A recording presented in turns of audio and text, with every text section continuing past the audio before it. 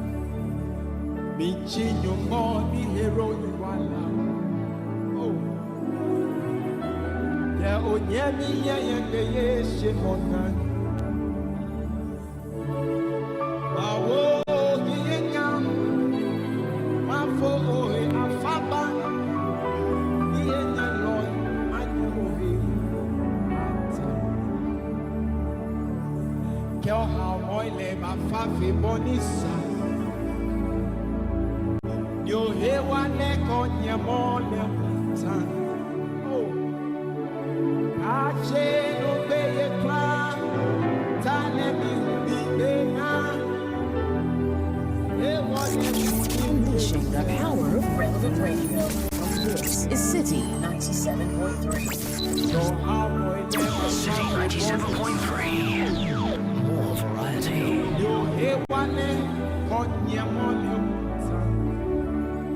The Citi Breakfast Show. Rise above the noise.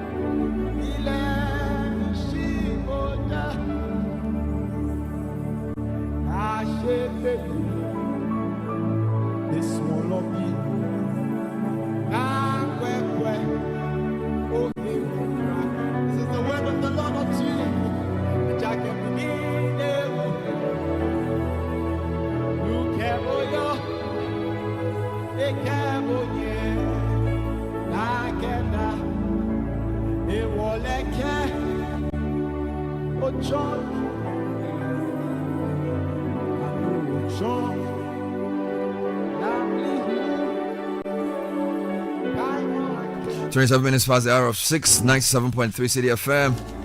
A remake of that famous Gam medley by Benny Sofe. This is Jerry Johnson.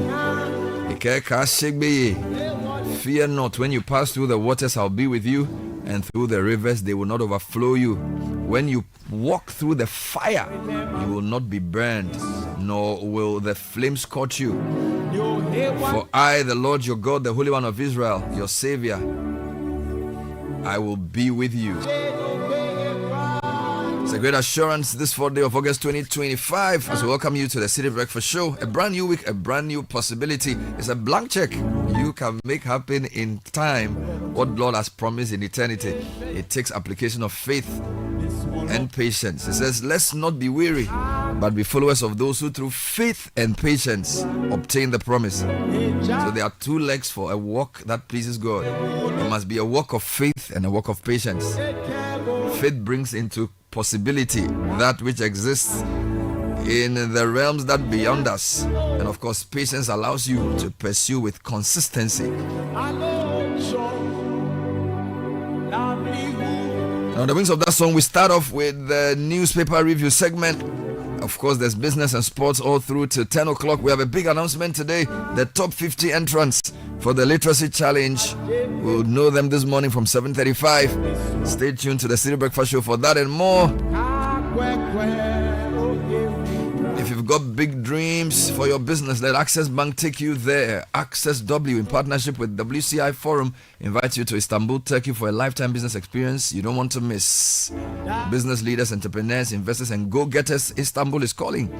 This is from August 11 to 18. There's a premium international business adventure packed with B2B meetings, industrial zone and showroom tours, visits to top companies, and more. You can also do some sightseeing in Istanbul. Docket occupancy 2,500 USD, single 2,800. Limited slots available. Secure your seats today. You can call toll free 0800 004400. Access W, inspiring, connecting, empowering. Access Bank, more than banking.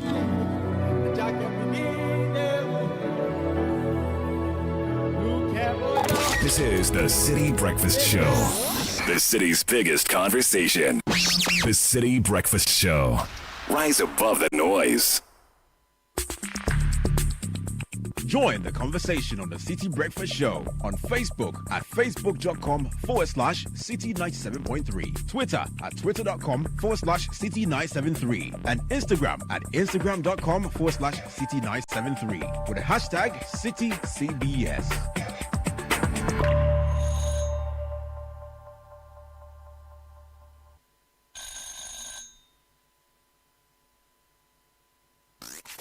Unleashing the power of relevant radio. This is City 97.3. Nanani. Unia kakra na unso e. Nyame adom. Te nyame ase. Na hwana pa wada so no pay. Abranche no betu na sie ni etra se tutunidi. Ebi fa ni boga ya mre. Ebi si boga miliema mae.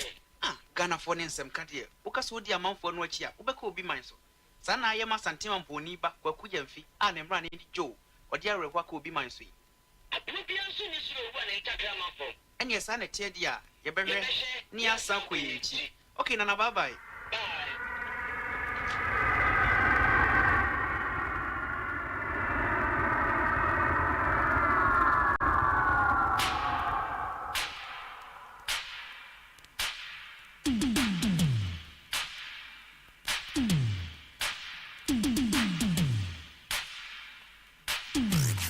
Unleashing the power of relevant radio.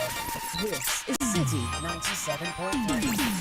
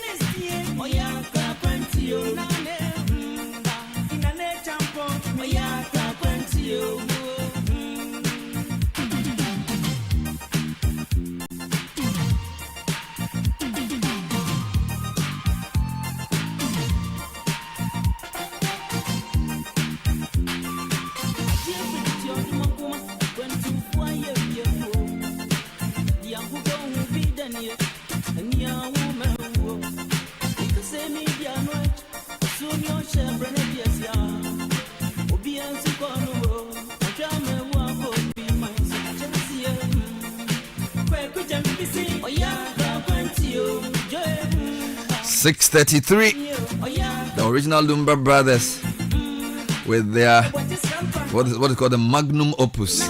This was the first one they released. that set them on almost 4 decades of influencing the Ghanaian high life scene. Nane Champo and Charles Kojo Fosu, and one of the duo kicked the bucket a few days ago, throwing the nation into mourning. This one was really, it's almost like the anthem for Boga High Life. Yayaka Aquentium. You know, there are some travels you go and come back, others you go, and it's not because I broached the job, it's because you can't mobilize the resources to come back home. Yes. The resources. Yeah. So this is to all the buggers listening to us all over the world who are finding it difficult to come back home. Your breakthrough is coming. Amen. More in relation to him is that he's traveled and he's never coming back. That's what I'm saying. That it's not, you can't come back. Yeah. Well, this is an eternal one, yes. Yeah, no. Okay. I'm trying to connect it. Yeah. No, I get you. No, I get you. I get you, of course. Yes. So, of course, when somebody dies, he's the one who's gone on a journey. But this one was not about that. This was about a different matter. Anyway, so the newspaper review segment is brought to us by Fidelity Bank. From the dreams of youth to the ambitions of adulthood, wherever you are on your journey in life, whether you're starting a career, you're building a family, you're growing a business, or planning a future, we are here to support you. Every goal deserves a chance to flourish. And with hard work, dedication, and the right partner, you can make it happen. So let's talk to Fidelity Bank today. We are here to support your journey. Believe with us.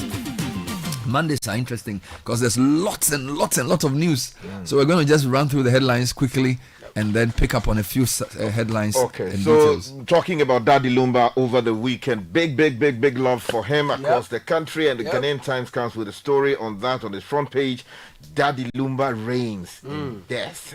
Thousands honor him with vigil across the country. It was a very beautiful sight at the Black Star Square here in Accra. People showing love with candlelights and all kinds of things. Also, the front page this morning, no plan to deport Nigerians. President John Dramani Mahama is talking, and AU honors Eric Opoku for agricultural transformation. Hey, okay. Already. There's so much happening in this place. The man has barely started. Tell her the AU is honoring him for transformation already. Africa, the awards are many. I should see the guys of the award go shock out. Hey, that's what it is. Nabe. And Kenya reposes confidence in Zoom Lion waste management solutions. Daily Graphic this morning, 2025 WASI starts today. We're told about 461,000 candidates sit for exam. Greater Works 2025 opens today. And Kevin Taylor faces 2.95 million Ghana City defamation judgment debt. Government won't budge on ultimatum to DSTV. This is the communications minister. Ghana Ports and Harbour Authority reverses staff promotions. Decision follows irregularities. And the big one here, a Channel 1 TV microphone or Daddy shirt, and James Boateng 2028 National Best Farmer is the man speaking. He says, a great future at risk. Best Farmer sounds alarm. Beautiful one. Let me take you to the Chronicle. The big story says Kenya to replicate Jospon sanitation blueprint. Today, sanitation, Kenya Jospon. So, they did the front page. Also, the front page, police on warpath against crime. And it's getting very disturbing. Daily Guide this morning, MPP denies smear campaign deal with Ukrainian firm. OSP releases Adum Ochre. I am not into Galamsey. Abanga is speaking. Youth Festival begins with Islamic dialogue, and UTS student gets life imprisonment for murder. Let me take you to the news center. The big story says BOG to hedge gold. A third of total reserves being considered. This is coming in from Dr. Isiama, who is the BOG chief. Also on the front page this morning, the story about DSTV and Sam George locking horns in a pricing fight and how that is deepening. Also, FDA halts Tasty Tom production over health risk. We have to look into that particular matter. Again, Kenya is reposing confidence in Zoom Lion Waste Solutions. And there's a story here that says Baumia appeals for state burial for Daddy Lumba. The Herald, Sam Okujeto daughter, law firm, others sued for inheritance fraud. Half-brother alleges forgery and fake signatures in property grab. Zoom Lions waste management model attracts Kenyan interest. Adomotri returns to OSP over controversial airport revenue contract. Ghana Armed Forces seizing illegal weapons from bandits in Boko. Confusion surrounds fatal shooting at NPP chairman's Techiman residence, and Mahama convenes Africa Summit in Accra tomorrow. The Daily Gist says no 280,000 US dollar PR deal with Ukrainian company. The MPP is denying the claim circulating. Also, the minority has stepped into the DSTV pricing brouhaha with Sam George. Also on the front page, Ghana Airport Company scandal. The inside story comes with a photograph of Paul Adomotri and Yvonne Nana Efriye Opari. And credit MPP with CD stability. Apanyo marking is firing here. BNFT petroleum revenue slump 56% in first half of 2025. Sharp decline reflects falling output, global price pressures, and processing rubber tension. Why processors are struggling to secure supply. Okay.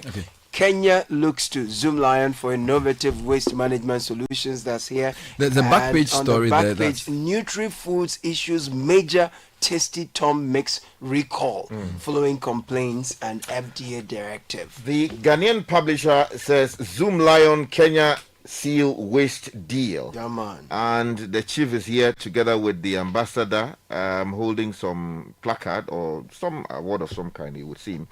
Fake forex rates hurting traders. The minority leader again talking here on the front page of the Ghanaian publisher. Baromia again calling for state burial for Lumba, and MPP denying ties to Ukrainian PR firm. Republic Press, OSP, AG under pressure as government's anti-corruption credibility wanes. NPP rubbishes $280,000 PR contract for anti-Mahama smear campaign. Lumba honored in grand style as thousands hold candlelight vigil at Independence Square. Police gunned down 2 robbery suspects in shootout at Atebubu. IGP orders probe as police deny alleged raid on MPP Bono East chairman's house, and High Court position on judicial review application by Chief Justice a dangerously untenable position. Here's a big question. The Informer says OSP's probe into GACL-SML contract. Petition calls for suspension of managing director. She's here together with the president on the front page of the newspaper. Also, attacks on journalists. CDD recommends severe punishment for perpetrators.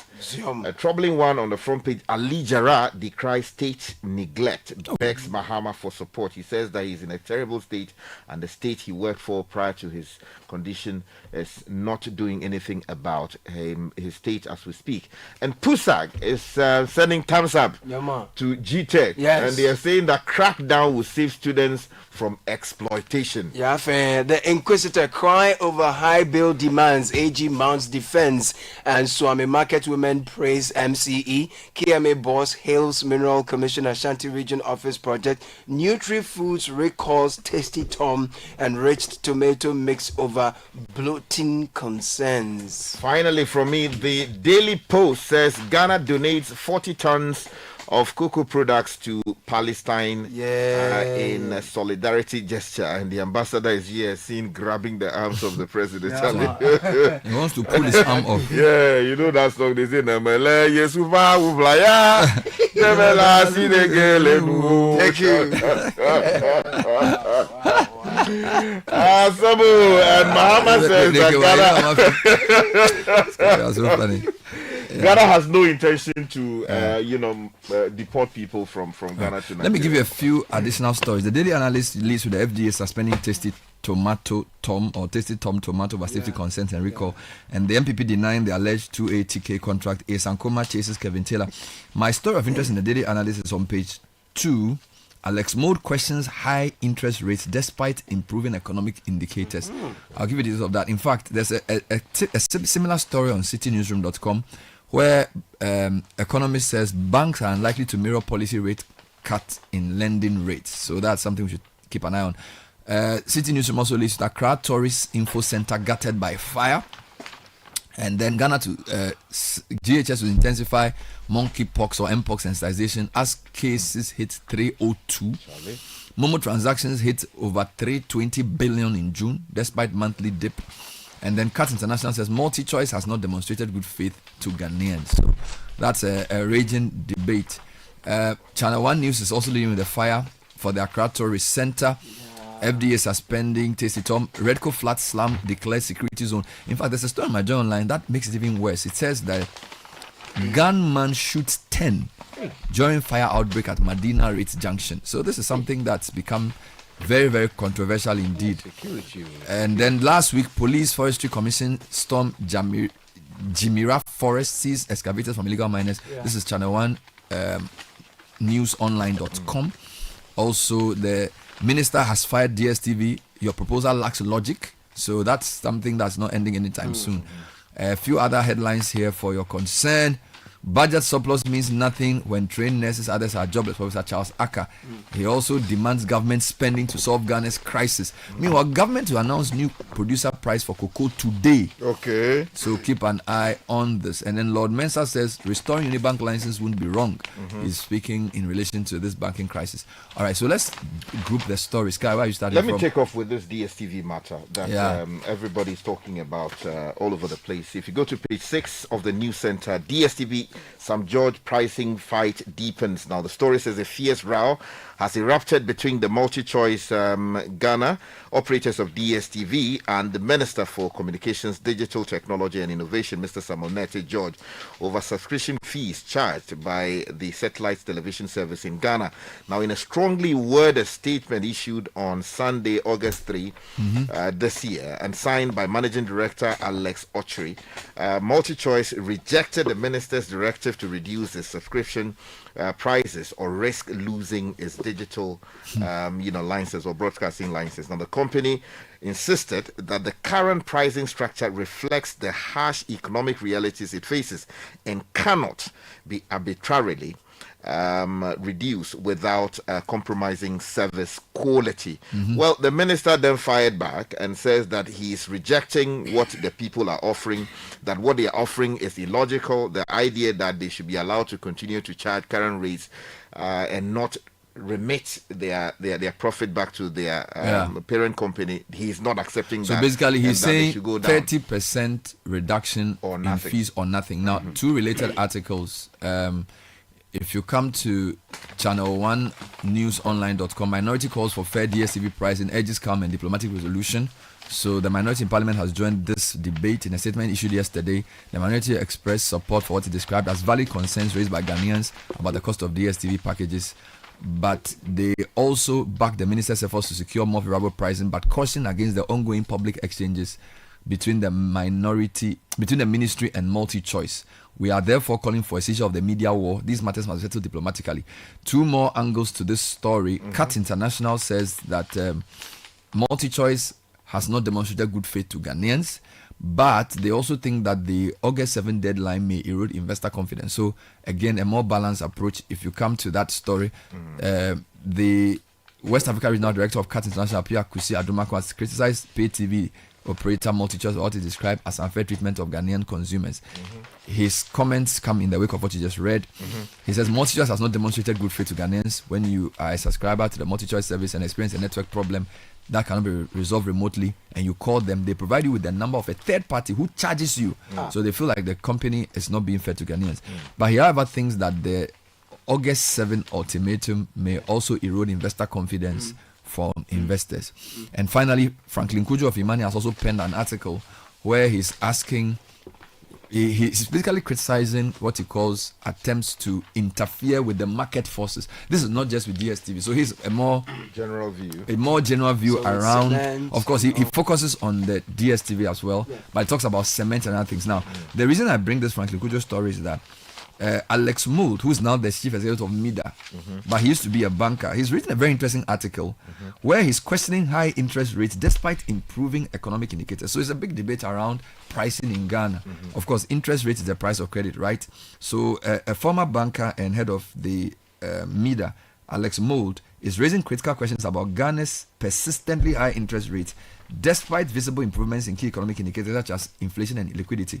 In a detailed critique of the current monetary policy stance, Mr. Mould queried why the BOG has kept the monetary policy rate at a steep 25% when market trends suggest ample liquidity and declining short-term borrowing costs. We'll bring all of this to you in a bigger discussion later on. Still on consumer protection issues and welfare, Nutri-Foods issues major Tasty Tom mix recall following complaints and FDA directive. Now, Nutri-Foods Ghana Limited, a joint venture between Olam and Sanyo, has initiated an immediate and comprehensive recall of its popular Tasty Tom and rich tomato mix following directives from the Food and Drugs Authority and the National Security. Now, the recall comes in response to consumer complaints of bloating in certain pouches and cans of the product. The affected products include all batches of Tasty Tom and rich tomato mix in 210G and 400 gram cans. Additionally, specific batches of the 380 gram and 1.05 kg pouches are also subject to the recall. The company has published a list of the specific batch numbers which are identified on the back panel of each pack. There is more on that on the back page of BNFT. So there's a please be very guided. thought-provoking article on this in the High Street Journal. They're saying that the Tasty Tom recall exposes Ghana's weak product recall system, especially in its vast informal retail sector, highlighting the urgent need for proactive regulations, grassroots awareness, and better traceability tools. Very important article there. Yeah, still talking about the market. If you go to page 3 of the Ghanaian Publisher, we are told fake forest rates are hurting traders. This is coming in from the minority leader and is telling government. Minority leader Alexander Apenyo Marking has launched a scathing critique of the government's economic narrative, accusing the Bank of Ghana and the Finance Ministry of misleading the public with fairy tale exchange rates that do not reflect the grim reality businesses face on the ground. Now, speaking on the floor of Parliament during the debate on the 2025 mid-year budget review, Apenyo Marking described the official exchange rate as a mirage propped up by unsustainable policies and artificial interventions. You know the narrative that's coming in from the minority that the DOJ has the rate, but Abuja has the dollar. So if you know the rates that you get are... Meanwhile, in economic, two quick stories. Monthly Momo transactions cross over 320 billion cedis in June. Meanwhile, BOG, according to the news center, is going to hedge gold. Elvis Dako reports that the governor of the Bank of Ghana has announced that the central bank is preparing to roll out a gold hedging program to manage price risk associated with its gold reserves. The move comes as part of broader reforms or efforts to cushion Ghana's economy from commodity price shocks, limit consequences of unexpected market fluctuations, and reinforce monetary stability. But the Cybersecurity Authority says that fake data bundle deals are draining Ghanaian wallets. At least 73,510 Ghana cedis has been lost to mobile data bundle scams in Ghana between January and July 2025, according to the Cybersecurity Authority. In a public alert issued on Friday, August 1, the authority stated that it had recorded 63 reported cases over the 7 months period. It warned that fraudsters are increasingly exploiting the demand for discounted data offers to steal money and sensitive personal information. Quote, victims are tricked into clicking malicious links, divulging passwords and mobile money pins, or installing malware that compromises their devices and accounts. So the authority is urging caution. We should be vigilant. Always verify vendors through official customer service channels of mobile network operators. Okay, so let me take you to a matter related to crime. If you go to page 8 of the Chronicle, which is the center spread, they say police on warpath against crime. We've been calling for action. Now, John Bediako writes that the police administration has embarked on a silent crusade to combat the surge in violent crimes. The police intelligence directorate and operational wings are at the forefront of the campaign. They are the ones leading the campaign. Now, through a series of strategic operations and intelligence-led operations, they have lately recorded notable successes in their encounter with the criminal elements we do have in our country. Now, ongoing investigation by the Chronicle has revealed that the police have been working tirelessly behind the scenes to adopt a robust trend in tackling sophisticated crimes. And you can see all kinds of bullets, people who have been shot because they were allegedly involved in armed robbery and all of that. And if you go to page 4 of the newspaper, they have an editorial commending the police for the crackdown. Yes, that's what. Well, it says. if you go to page 3 of the news center, the National Security Coordinator says chieftaincy conflicts and Galamsey are threatening national security. So, DCOP Osman Abdul Razak has identified chieftaincy-related conflicts, illegal mining, and proliferation of firearms as major threats to Ghana's internal security. He was speaking to the House of Chiefs last week. Now, the second story is still on Galamsey. The what do you call this group? The Ghana Gas says Galamsey is threatening their gas pipelines. Page 6 of the same paper. Ghana's natural gas infrastructure is facing increasing danger as illegal mining activities, popularly known as Galamsey, continue to encroach on critical energy corridors. As authorities and energy sector experts have raised alarm about the growing risk of damage to gas pipelines, particularly in forest and rural regions where Galamsey is rampant. At least 50 communities along the natural gas pipeline route in Ghana's Western Ashanti regions have been identified as high-risk zones posing significant threat to the country's strategic energy infrastructure. These areas, heavily affected by Galamsey, are now under intense surveillance due to the dangers they present, according to Gensa Energy. Vice President for Operations Engineer Henry Abekwapon made this known during an interview with GBC in Kumasi on the sidelines of a seminar. Now, Republic Press says excavators seized in joint anti-Galamsey operation in Jemera Forest Reserve. Details are on page 10. But if you go to page 6 of Daily Guide, UDS student gets life imprisonment for murder. So Salifu Nkonya, a 20-year-old computer science student at the University of Development Studies, has been sentenced to life imprisonment by a Tamale High Court, presided over by Charles Echampon, after being found guilty of murdering a male colleague student over a female student. Now, the convict was the ex-boyfriend of the female student who had ended their relationship and was in a new relationship with the deceased Mohammed Zakui Wumpini, a 19-year-old pharmacy student. Very sad. Very, very troubling one. But let's stay with matters of crime. If you go to page 3 of the Ghanaian Times, police deny alleged raid of Bono East MPP chairman's house, and Clote Colley MP condemned fatal stabbing of Kimbo Senior High School students. So let me bring you that story. Now, the Member of Parliament for Clote Colley, Dr. Zaneto Ajiman Rawlings, has condemned actually the fatal stabbing of a 15-year-old student of Kimbo Senior High School, describing it as a tragic and senseless act of violence. Now, the other story says that the Ghana Police Administration or Service has refuted media reports alleging a raid on the residence of Mr. Ibrahim Baba Bukari, the Bono East Regional Chairman of the New Patriotic Party, which purportedly led to the death of a person. And then if you go to the third story, which is on page 2 of the Daily Gist, Special Prosecutor in Midnight Auto Crash fires warning shot. Now, the story by Daniel Bampu says a late night crash involving a vehicle allegedly belonging to the special prosecutor, Kwesi Ejabing, has stirred controversy and public calls for accountability after the incident reportedly led to the destruction of a roadside shop and alleged arrest of eyewitnesses. So the story gives you the details of what exactly happened around Agboba. This is the Daily Guide. Yeah, Daily Gist newspaper. It happened around 11:30 p.m. on Saturday, August 2.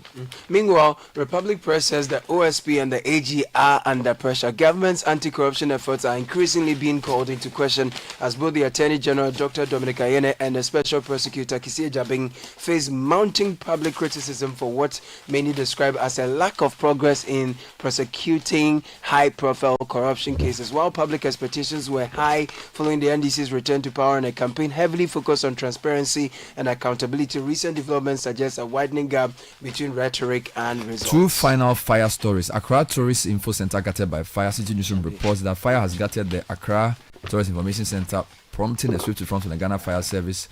While the exact time of the incident is yet to be confirmed, a video shared on Facebook page by the Director of Diaspora Affairs, KOD, shows thick plumes of smoke rising from the facility and visible panic among visitors and nearby workers. Now, there was another fire over the weekend at the Redco Race Junction. Now, the Major Online version is claiming that gunman shoots 10 during the fire outbreak. Now, it says at least 10 people sustained various degrees of gunshots on Saturday afternoon during a fire outbreak at Race Junction in Medina.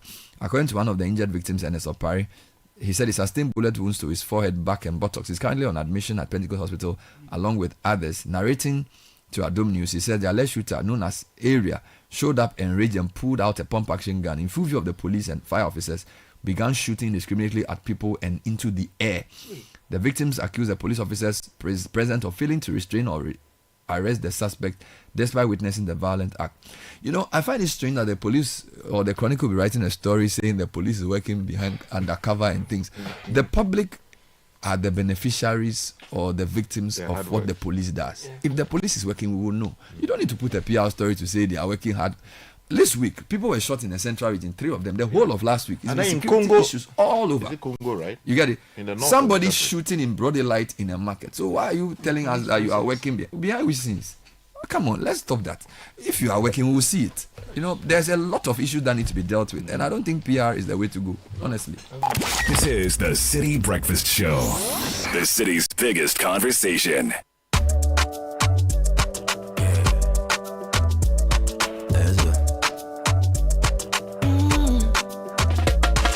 My body, when you wake up in the morning, and you know the money calling, oh, you go work.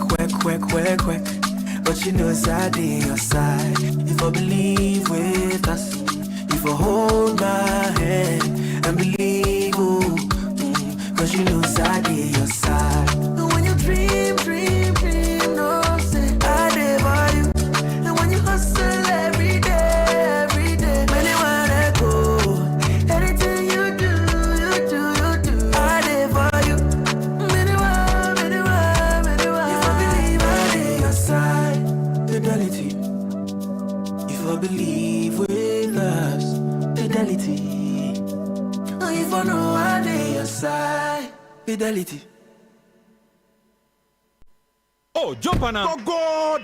Google me. At what time will you come back where I don't hear the sound of your car? Why you buy new car? No, I don't change my car. It be the same, right? It be the fuel where I change. Way one shouts it. Ever since I started using the all-new Excellium Premium Fuel, fortified with 3-in-1 action. Oh, Joe, now my car they run like electric car. No, it's so. This is the type of fuel where they want to. Cause now engine they cost. Where they want for way if I buy it, it go protect my engine. And with the small way I buy, I go drive, sir. Absolutely. It's like strapping a turbocharger to your engine and giving it a protector. And what they bust my mind, Seth, be the 3-in-1 action, no? Excellium, they prevent up to 99% of deposit. It be anti-wear, some be anti-corrosion. One pair way now open there. Hey, so where can I find this magical fuel? Just head over to any Total Energy service station and your car will thank you. Hey, then make a finish my gobe fast, then rush go Total Energies. My friend, but why you hand my gobe inside? I give you info. Make a fill the gobe too small. Go.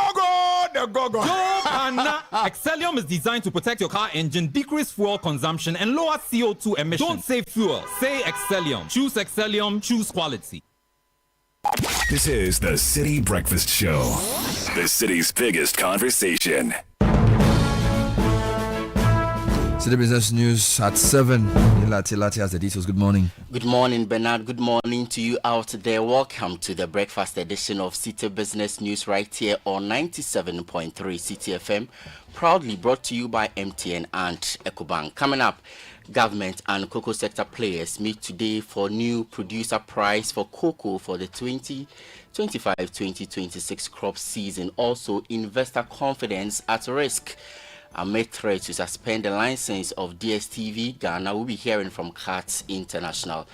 Plus, banks unlikely to cut lending rates despite the Bank of Ghana's 300 basis points policy rate slash. We'll be hearing from economist Professor Patrick Esumin.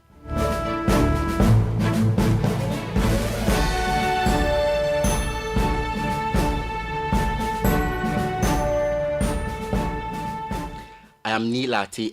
Many thanks indeed for joining us. Details now. The government is set to meet key players in the cocoa sector today to finalize the new producer price for the 2025-2026 crop season. City Business News understands that the meeting comes on the back of completed work by technical committees reviewing the pricing structure alongside extensive stakeholder consultations and will culminate into the announcement of the new price. There are strong indications that the new price will reflect a significant increase in dollar terms. However, some uncertainty remains over the real gains for farmers in cedi terms, as the local currency has seen sharp appreciation against the US dollar in recent months. Currently, the producer price at 3,100 Ghana cedis per 64 kilogram bag. The government is pushing to announce the new price ahead of the official opening of the new crop season later this week. Away from that, economist Professor Patrick Esumin says banks are unlikely to effect the Bank of Ghana's steep policy rate cut with equally significant reductions in lending rates. The central bank aggressively moved to slash the monetary policy rate by 300 basis points to 25% at its July MPC meeting over improved macroeconomic conditions and a strong disinflationary trend. But Professor Suwin believes banks remain cautious because they are constrained by high non-performing loans and persistent risk aversion in the sector. He projects a moderate decline of about 120 basis points in the Ghana reference rate, but noted that overall credit conditions will largely depend on how banks evaluate lending risk. Every time you see 100 basis point cut in the policy rate, directly you should see 40 basis point cut or reduction in the Ghana reference rate. So with 300 basis point cut, we should see about 120 basis points reduction in the Ghana reference rate. So going there means that, don't forget that there's also an indirect impact of the policy rate through the interbank market. Usually we will see some reduction in the interbank market, which will provide additional feedback effect on the Ghana reference rate. But whether this will lead to substantial cut in the lending rate is unclear, because don't forget that non-performing loans are still very high.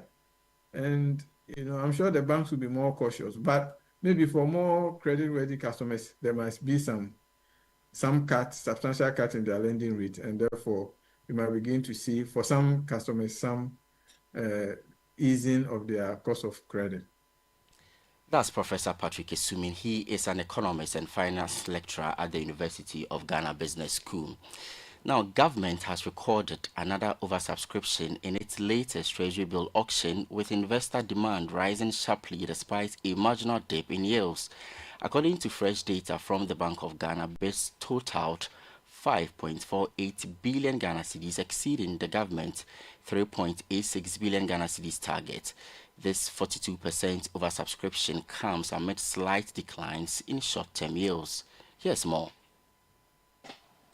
This is the third time in a row the Treasury is experiencing an oversubscription. The data shows that 4.32 billion Ghana cedis out of the 4.86 billion in bids for the 91-day bill were accepted. For the 182-day bill, 823 million was taken from the 1.15 billion Ghana cedis in bids. Yields on the short-term securities continue to fall, with the 91-day yield dropping by 54 basis points to 10.29%. The 182-day yield fell by 87 basis points to 12.35% from the 13.22%. The 364-day yield also declined by 106 basis points to 13.24%. Economic and fixed income analyst with Databank Wilson Zilevu highlights factors accounting for the continuous strong investor interest. So these oversubscriptions can be largely attributed to the resumption of institutional appetite for T-bills, which offer a fair holding period return, especially in light of the sharp decline in the 56-day bill to around 11%. Though last week's Wednesday's auction was an exception. T-bills have always and will continue to be safer alternatives that offer stable returns to help balance fund performance. This becomes, more evident at a time when there's a drop in the MPR.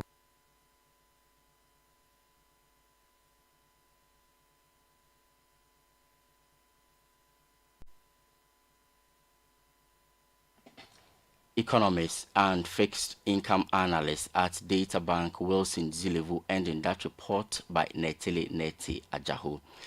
Now, CAT International is warning that government's threat to revoke DSTV Ghana's license over subscription pricing could send the wrong signal to investors. His comments follow a standoff between MultiChoice Ghana and the Ministry of Communications, Digital Technology and Innovation. Sector Minister Samuel Nate George had ordered MultiChoice to reduce its subscription fees by August 7 or face a license suspension. But West African Regional Director of CATS International, Apia Kusiadumaku, tells Citi Business News the directive contradicts Ghana's broader effort to attract and retain foreign investment. Let's now go to the mobile money markets now, and mobile money transactions in Ghana dropped to 323 billion Ghana cedis in June 2025, a 10.2% decline from the previous month's figure of 360 billion Ghana cedis. That's according to the Bank of Ghana's July 2025 summary of economic and financial data. Despite the monthly dip, year-on-year data paints a more optimistic picture. The value of mobile money transactions in June 2024 stood at 224 billion Ghana cedis.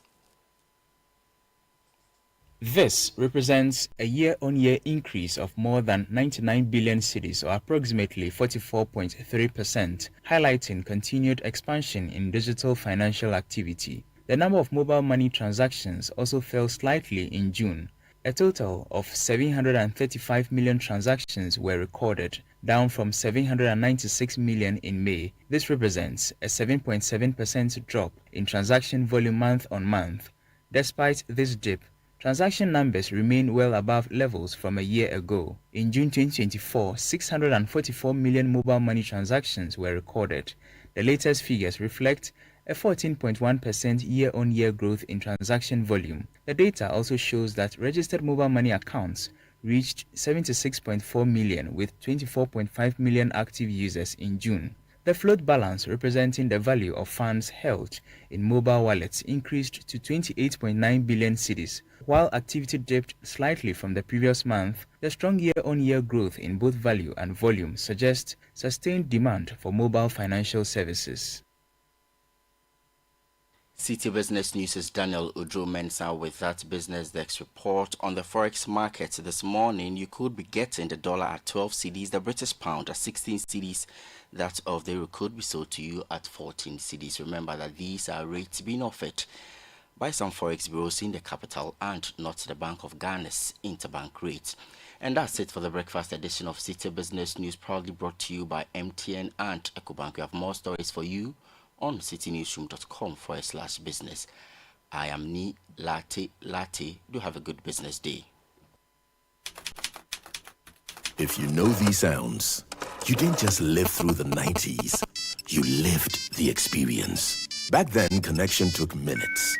Today, it takes a blink. You express yourself with memes. You hold video calls across continents. You say hey to an AI who responds, "Hello, Kwame." You order rides, dinner, and dreams all from the palm of your hand. A lot has changed, so have we. For over 3 decades, EcoBank has evolved with you, leading digital banking in Ghana and across 33 African countries, pioneering solutions built around how you live, move, and dream today. From our express points to EcoBank Pay, online banking, and the mobile app, we are where you are. Here for today, ready for tomorrow. Now, that's change. Powered by EcoBank. EcoBank, a better way to bank your way. EcoBank, the Pan-African Bank. Ah, Ma, have you received the delivery? Sis, the rider's bay. Send in a momo. Okay, *176. Paco, don't you use a smartphone? Use a momo app, ne? Huh? Abba app. Hey, I want to say a millennium, say millennial. Inim. Oh, millennium for ya nyazi. Switch to the app. Or you're smart. And you're secure. Enter a world of possibilities with the Momo app. Pay your favorite merchant, pay utility bills, and borrow from our wide range of lending services. Move to the app side today. MTN. Join the conversation on the Citi Breakfast Show on Facebook at facebook.com/Citi97.3, Twitter at twitter.com/Citi973, and Instagram at instagram.com/Citi973 with the hashtag CityCBS.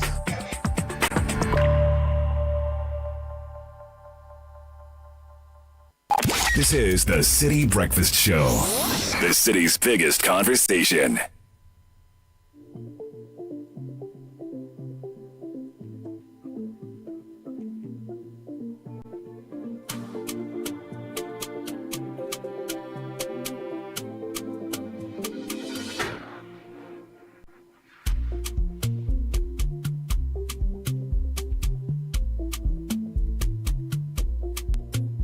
Grateful to EcoBank and MTN for helping us bring you the City Business News. MTN says to all the boss ladies, the go-getters, the planners, and do-it-all women, building their businesses one bold step at a time. They see you, they are cheering you every step of the way. We've created the MTN Ejumapa just for you. It's more than a bundle. Business bestie. That's what it is. Special data and call bundles. You stay connected to your customers, suppliers, everything that keeps your hustle growing. There is more. MTN Ejumapa also comes with insurance benefits to help protect the business you've worked so hard to build. Because we know you are not just working for today, you're building a future. So dial star 5060 hash, grab your Ejumapa bundle, and let's get to work on your success story together. MTN Ejumapa, powering women in business.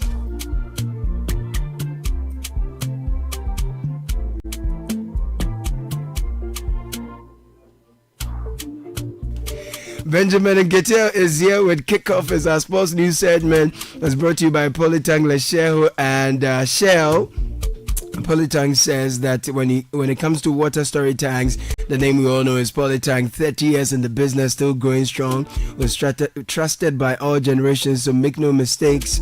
Always choose Polytang for guaranteed quality. We're available at the same price across the country at Polytang partner stations, partner shops. So no matter the size you're looking for, durability is always assured. Polytang is original, always the best.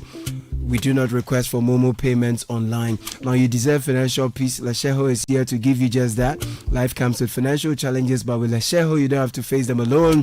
Whether it's education, rent, or unexpected expenses, we've got the right loan to meet your needs. So call or WhatsApp now on 02700 4799. Let's make life easier together.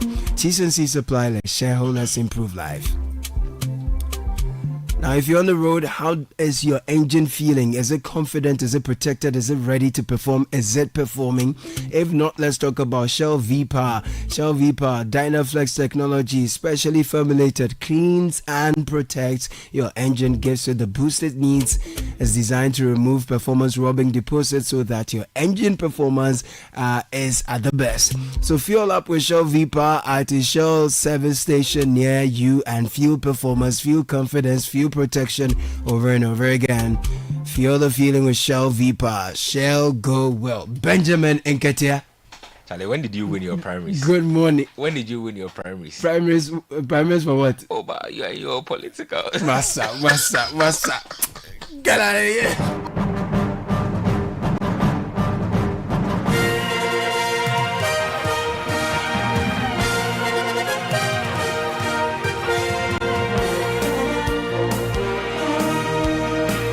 And in the headlines this morning, questions raised over GFA boss Keto Kreko's intention to seek a third term in office. Also, Heung-min Son plays his final game for Tottenham Hotspur. Kickoff is brought to us by Shell, Shell Go Well, Zonda GH, Polytang Ghana, and Lesheho. Let's improve life. Let's get into the details now, and let's begin with some athletics. And Team Ghana delivered an impressive performance to secure third place in the men's 4x100 relay at the 2025 Athletics Federation of Nigeria National Trials. Now, the relay quartet of Moses Mbila, Safo Ansan, Edwin Gadai, and Kujo Michael combined to clock a time of 41.09 seconds, earning the team a well-deserved podium finish in a fiercely contested race. Now, their performance showcased Ghana's growing strength in sprint relay events with clean baton exchanges and good speed across all four legs. Let's move on to some football now. And ranking member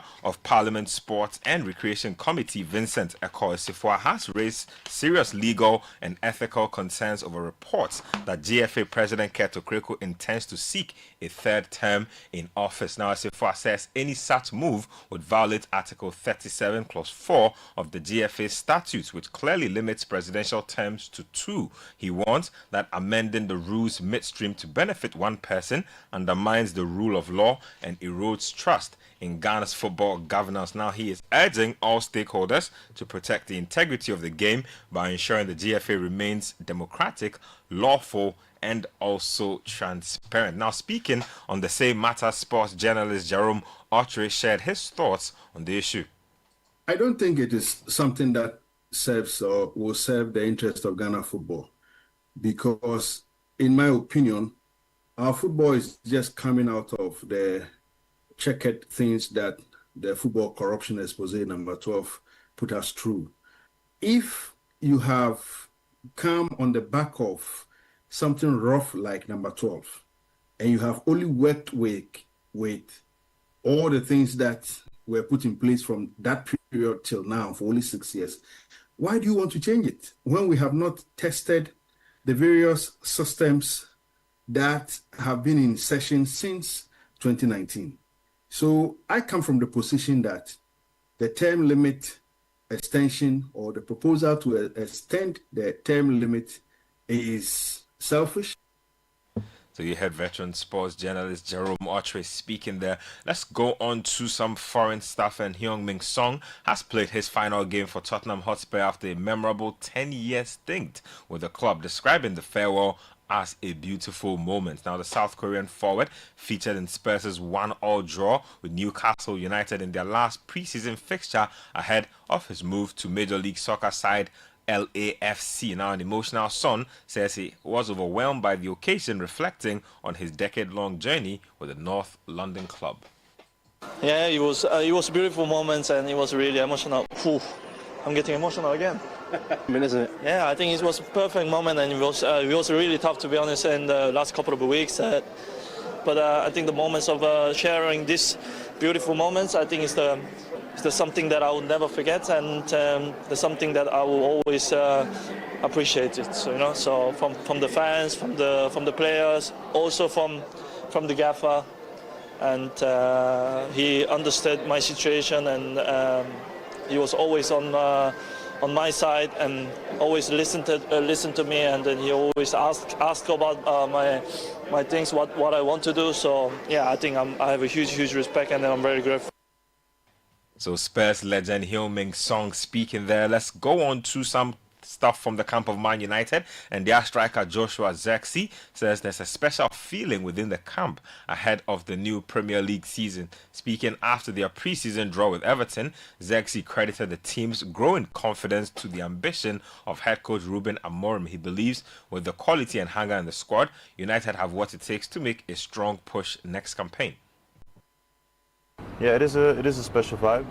I mean, every individual contributes to that. For example, the new guys, we want to make it as easy as possible for them to feel home in this environment. But if you see the way that they come in, and also what they add to our environment, it just works together very well. It's just our job that that we stay this close together also when we have a setback, and it's not, of course, just going to be all sunshine, and I think this group is ready for that, to be honest. We have some great guys, experienced guys, young guys.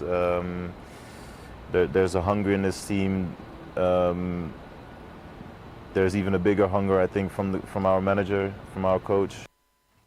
Man United forward Joshua Zirkzee. Now, on the sidelines, club CEO of Man United, Omar Berrada, says that United are still working around the clock to bring in more reinforcements to strengthen the team ahead of the new season.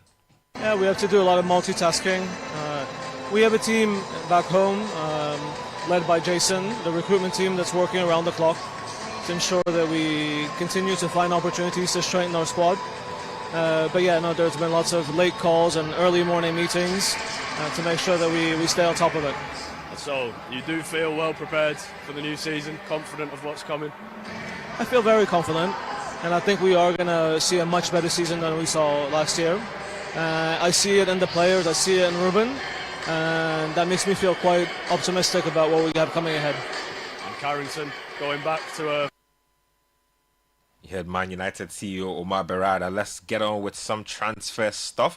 And Tottenham Hotspur are reportedly eyeing up Real Madrid winger Rodrigo as a possible replacement for Heung-min Son, who's off to Los Angeles FC. Now, Man United are also ready to match Newcastle's bid for RB Leipzig striker Benjamin Sesko, while the Magpies have lined up Gonzalo Ramos of PSG as a backup. Inter Milan are also exploring the move for former United forward Mason Greenwood, who is currently with Marseille. Now, United could also welcome Gianluigi Donnarumma, with the PSG goalkeeper reportedly open to a move to Old Trafford. Elsewhere, RB Leipzig have made inquiries about Chelsea's Tyreek George during talks over Xavi Simons, and Al Hilal are targeting Liverpool's Darwin Núñez, but United winger Anthony isn't heading to Saudi. He prefers to return to Real Betis. So that's what's going on as far as the world of transfers is concerned, and that's all for this morning's edition of Kickoff, which has been brought to you by Shell,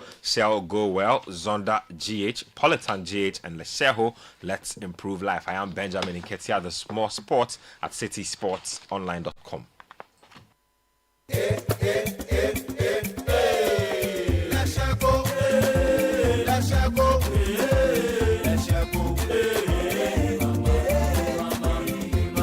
If you need unique services, innovative financial solutions, we deliver on our promise, cause we are number one. Let's share go, we improve your life. Let's share go, let's share go, hey mama, hey mama, hey mama. Even when you're stuck with nothing, come to let's share go. No matter your situation, come to let's share go. Let's share go, we improve your life. Let's share go, hey, let's share go, hey, let's share go, hey mama, hey mama, hey mama. Let's share go, we improve your life. Polytank is everywhere, durable and authentic. Stronger brand you can trust. Polytank, we get some more Rambo and get some more super.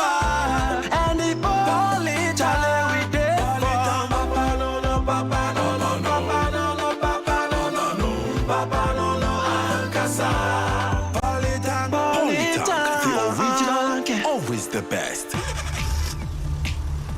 Do you ever wonder how your car's engine is doing as you drive? Not often. Does it feel confident and protected, or is it tired and struggling? I have a busy schedule, so I leave matters of my engine to Shell V-Power. With Shell V-Power, you can feel confident because it is the best ever fuel designed for performance and efficiency. Shell V-Power removes performance-robbing deposits, so you can feel protected. Fill up with Shell V-Power at a Shell service station near you. Feel confidence, feel protection, and feel performance over and over again with Shell V-Power. Fuel the feeling with Shell V-Power. Go well.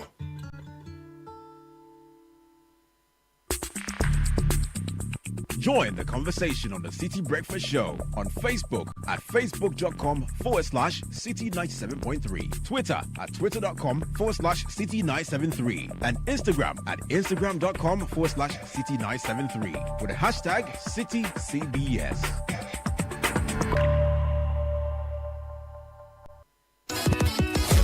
The entries have been received and the marking has begun. Who makes it to the next round of the Literacy Challenge 2025? Randomly selected entries will be read on 97.3 City FM on Brunch in the City and the Traffic Avenue, and on Breakfast Daily on Channel 1 TV. Stay tuned to 97.3 City FM and Channel 1 TV to find out who makes it to level 2 of the Literacy Challenge on Monday, 4th August 2025. Level 2 Aptitude Test. The top 50 contestants from across Ghana to make it to the next round shall take part in a written aptitude test on Saturday, 9th August 2025 at 12 noon at the British Council, Accra. Grand finale. The top 10 contestants chosen from level 2 shall compete for the grand prize of 10,000 Ghana cedis in a classic quiz competition on Friday, 15th August 2025. The Literacy Challenge 2025 is powered by City FM, supported by Channel 1 TV,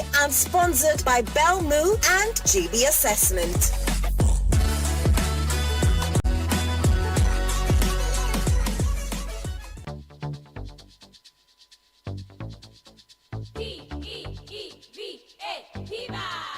The sun Looking for a burst of flavor in every sip? Discover the refreshing taste of Piva beverages. Enjoy the classic Piva Cola flavor, perfect fit anytime. How about a fruity adventure? Try our delightful Piva orange fruit drink packed with recognized citrus flavor. Craving something exotic? Our Piva cocktail fruit drink brings the tropics to you. For a sweet and juicy treat, grab our grapefruit drink and don't miss out on the refreshing Piva Tangerine fruit drink, bursting with tangerine flavor. Piva Cola, Piva Orange, Piva Cocktail, Piva Grape, Piva Tangy. Grab yours today. Available now at your local store. Call us on 055 00 32231. Piva, a taste you'd love. This advert is FDA approved. P for Piva. It's time to take the next step toward your dreams. Admissions are now open for our October intake at Lancaster University, Ghana. Get ready for a world-class education, global opportunities, and an unforgettable experience in Ghana. For more information, contact us at +233 030 211 8989 or send an email to admissions@lancaster.edu.gh. Apply today and begin your journey to success with Lancaster University, Ghana. Your future starts now. Join the conversation on the City Breakfast Show on Facebook at facebook.com/City97.3, Twitter at twitter.com/City973, and Instagram at instagram.com/City973 with the hashtag CityCBS.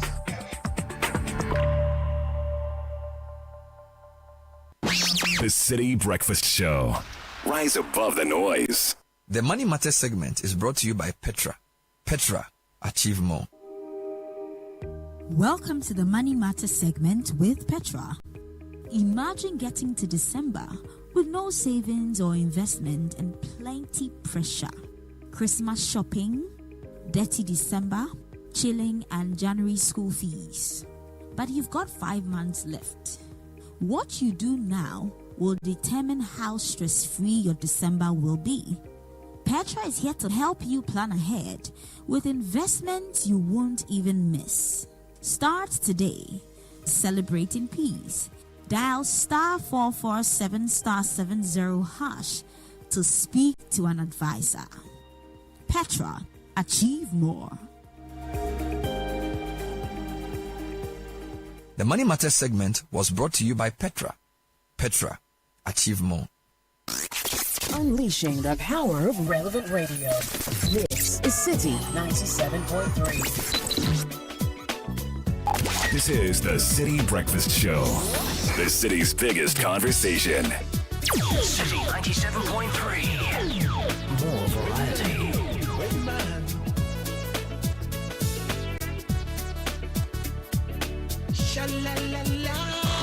City 97.3. Accra.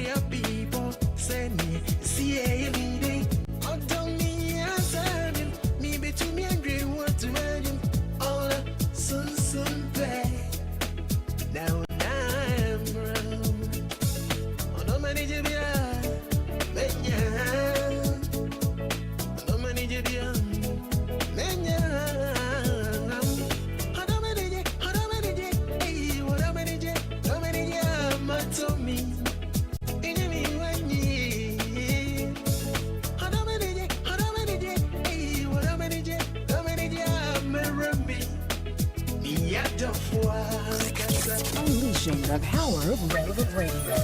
This is City 97.3.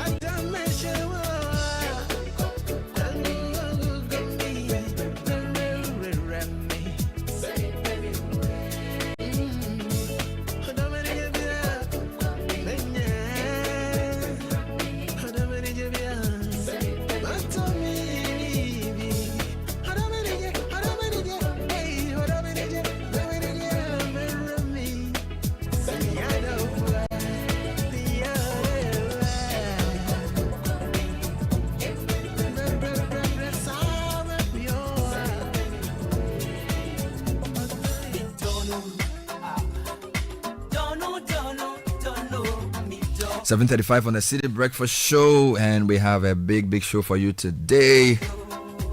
It's Monday, the 4th of August. A couple of quick birthday requests coming through on the program. Please wish my sister Yvonne Kusime a happy birthday. May the lines continue to fall for her in pleasant places. May she be still and know that He's God. From Emmanuel, Elsie, her nephews Jaden and Justin, and her cousin Pearl Mensa. Happy birthday to my in-law, Mr. T, who lives in London. May the good Lord grant you good health and longevity.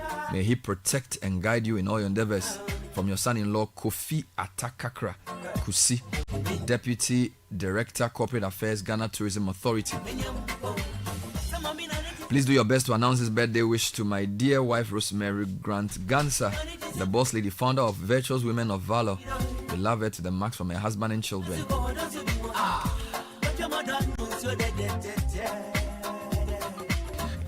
In the meantime, Academic City University has 2 amazing events coming your way. Are you a professional looking to take the next step in your career? Join us on Monday, August 19 at 4 p.m. for the Graduate Open Day at the Kwai Terrace. Meet our world-class faculty, explore cutting-edge master's and executive education programs, and learn how you can secure a scholarship. It's perfect for professionals and recent grads ready to rise. Then it's all about parents. Come to Parents Night on Wednesday, August 21 at 6 p.m. at our beautiful Hacho campus. Tour our facilities, connect with school leaders, and see firsthand why Academic City is the best choice for your child's future. Call us on 059-403-0308 or visit acity.edu.gh to RSVP. Academic City University, educating future-ready leaders.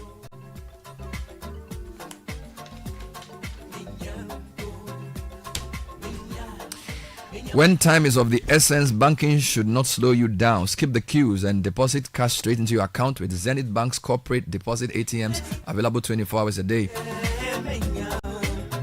Our cash deposit ATMs are located at our banks at East Legon, Laboni, Techi Plaza, Sunyani, Tamale, Ahujo, and head office branches. Experience fast, secure, and convenient cash deposits any time of the day. Now that's banking on your terms. Zenith Bank, in your best interest. Meanwhile, the University of Professional Studies, UPSA Accra, in partnership with the Catholic University of Milan, Italy, and the E4 Impact Foundation, is inviting you to apply for the MBA in Impact Entrepreneurship and Innovation. You get a dual globally recognized MBA, both Ghana and Italy, a hands-on practical learning experience, access to business and investor network, and a full week in Italy for networking, matchmaking, and mentorship with international experts and investors. If you're an entrepreneur, a startup founder, career-driven entrepreneurs, or someone with a big idea, this is your moment. Send a WhatsApp to Dr. Andrews Ayiku, the program coordinator, on 0244 760 425, or email ayiku.andrews@upsa.edu.gh.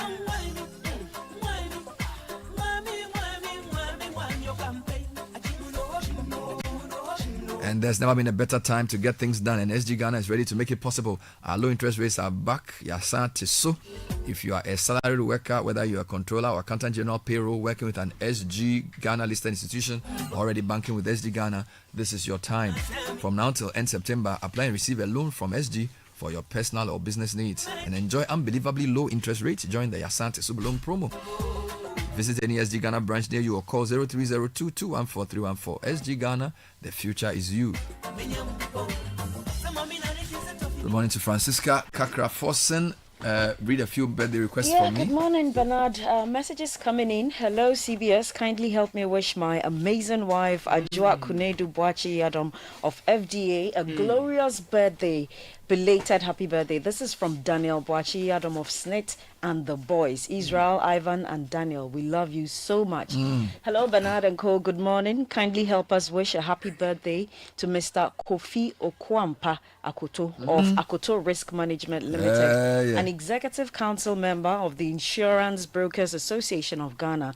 We wish him long life, prosperity, and God's blessings. This is coming from Mrs. Felicity Okwampa Akoto. I join myself to that request. Okwampa is a great friend of mine, was my mate in secondary school.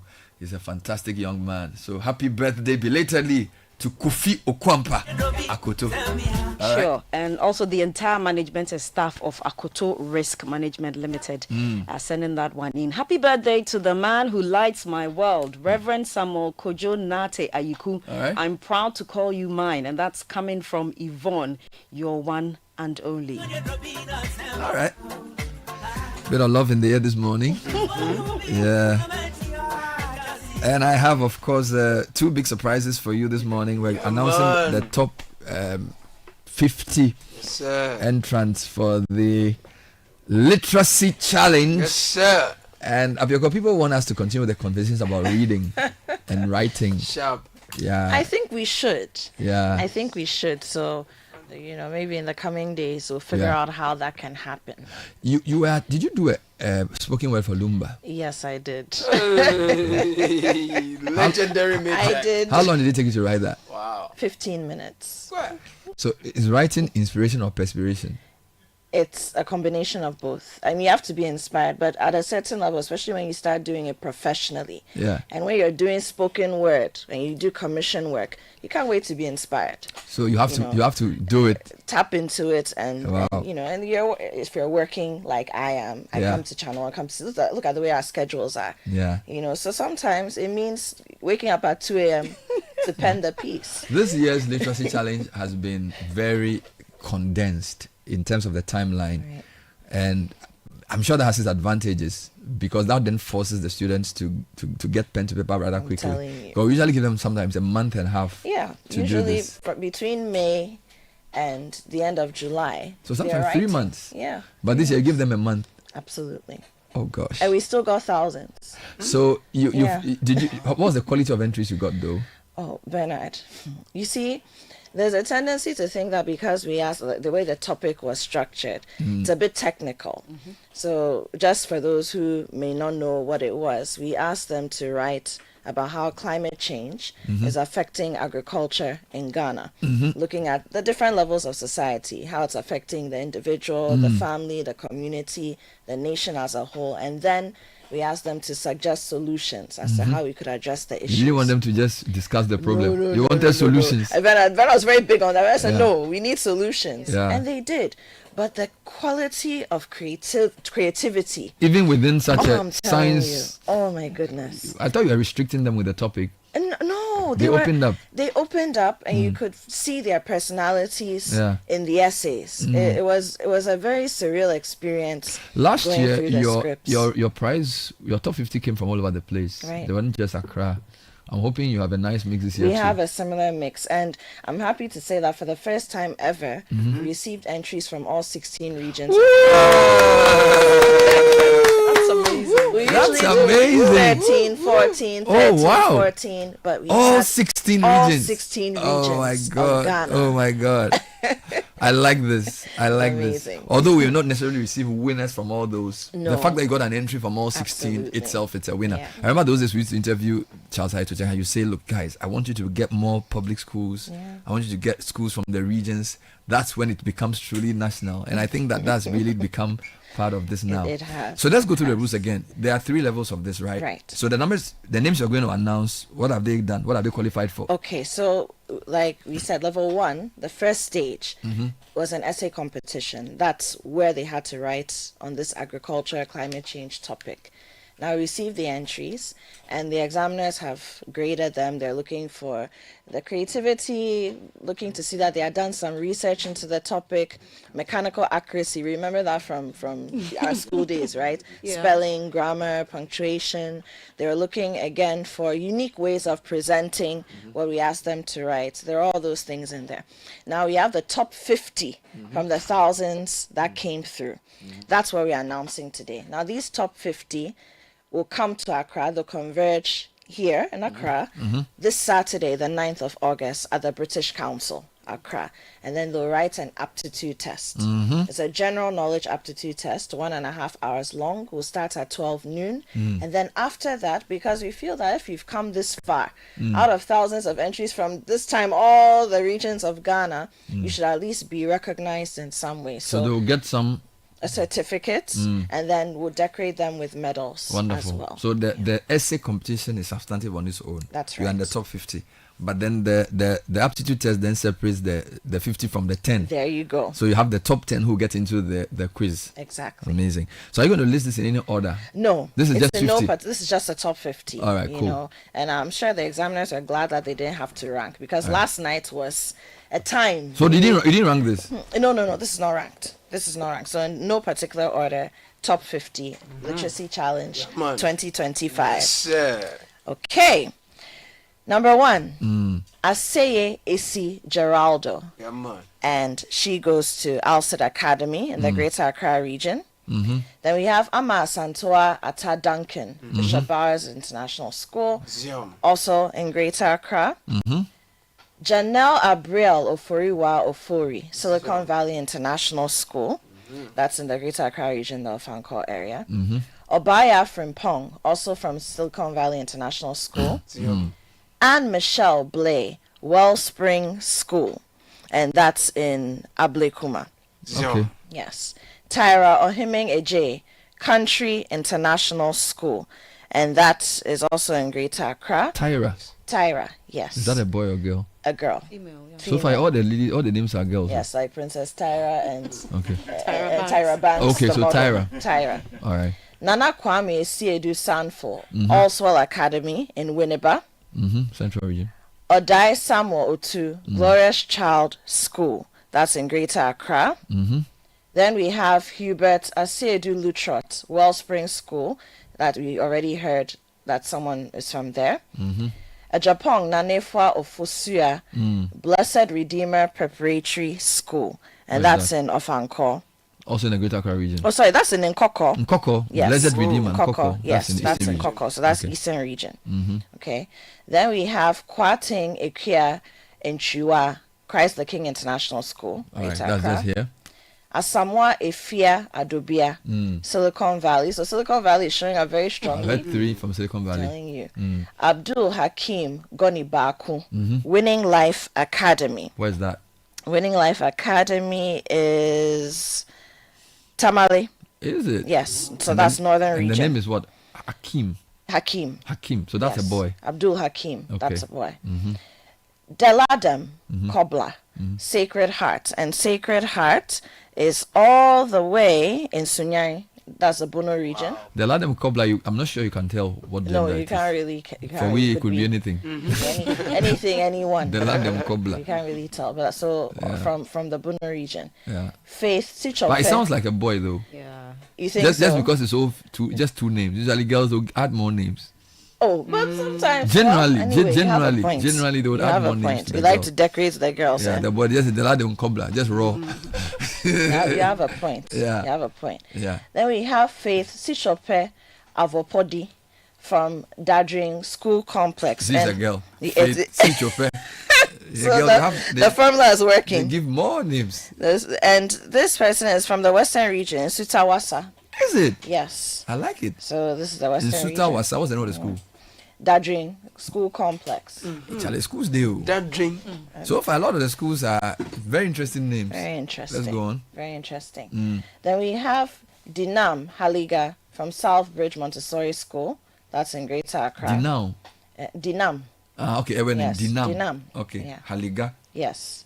Then we have Precious. Sorry, Southbridge, what? Montessori School. Greater That's Accra. in Greater Accra. Okay. Then we have Precious Uyafi, Glorious Child School Limited, also in Greater Accra. Precious Uyafi.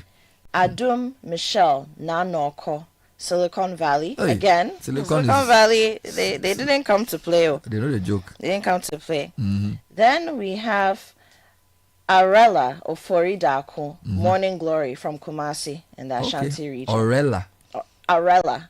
I don't even know. Arella. Is that a man or a woman? Oh, Arella would be. It sounds like Female. a I think female the- name, girl's name. The Arella. Little Mermaid. That was her name. No, Little Mermaid is Ariel, but Arella. it's similar. I'm very bad with these newfangled names. Arella sounds more of Latin origin. Ariel. Ariel, more Greek. So this is from Kumasi, and the school is called The school is called Morning Glory. in Kumasi. Kumasi. Wonderful. Then we have Darius Inshirabwachi Sa. Darius. Okay. Primroses Montessori School. That's a boy. And that's in Greater Accra. Primroses Montessori. Yes. Okay. Then we're moving on to someone from the Covenant Presby School, Sarah Inshira Dankwa. Covenant Presby School. Where Yes, that's here in Greater Accra, and our reigning champion actually that goes school? to school there. is that? Covenant Presby School. Yes, Okay. Covenant Presby School. All right. It's at Jorolu. All right. Okay, then we have Amwakun Lillian, Mm-hmm. Nakisha. Nakisha. Yes, Nakisha. Silicon Valley International School. Again, Silicon Valley really came. they really did. Mm. Jezreel, Ofori Entry, AJ. Mount Olivet School. Mm-hmm. Mount Olivet is in Kumasi, Ashanti region. All So right. that's another Ashanti region. one there. Jezreel. Yes, Jezreel, Ofori Entry, AJ. Okay. Amenogo Precious, Ellie Clean. This is the second Precious I've heard. Precious is a very precious name. I hear. From Kotoka Primary JHS. Wow. in the Bema Greater- Camp. Bema Camp. You know the Wema Camp Accra School. region. Services, Kotoka, Garrison. All the guys in schools, they're there. Okay, then we have, next on the list, Angela Jameshi Mm-hmm. from Southbridge School, Greater Accra. Angela Jameshi, the Southbridge Jameshi, School. Yes. All right. Olivia Awolo Mm-hmm. from Abuabo, DAJHS. Abuabo? Abuabo. DA. Yes, DA. Fanti Akwa North. Thank you. Eastern region. No kidding. Telling A you. DAJSS. It's amazing. I like it. Fantiakwa North. Yes. Wow. There we go. That's interesting. What else we have? Salasi Dushi Mm. from Southbridge Montessori School. Second Southbridge I've heard so far. Second Southbridge. Mhm. Ivana Macaulay, Mm. Covenant International School. Ivana Macaulay. Yes. Covenant International. Covenant International School. Reigning champions. No. That's Covenant Covenant Presby. Presby, right. Covenant International School is in the Volta region. Okay. Yes, Covenant the in the Volta Volta region. Yes, it Is it who or where? It doesn't. They didn't Doesn't tell us. But Covenant International yes. School. So after we communicate with them, we'll get to know Wow. exactly where it is. Okay. Okay. Now we have here Eliana Koshi Emisa. Koshi Emisa. Yes, Emisa. But Eliana didn't write the name of her school.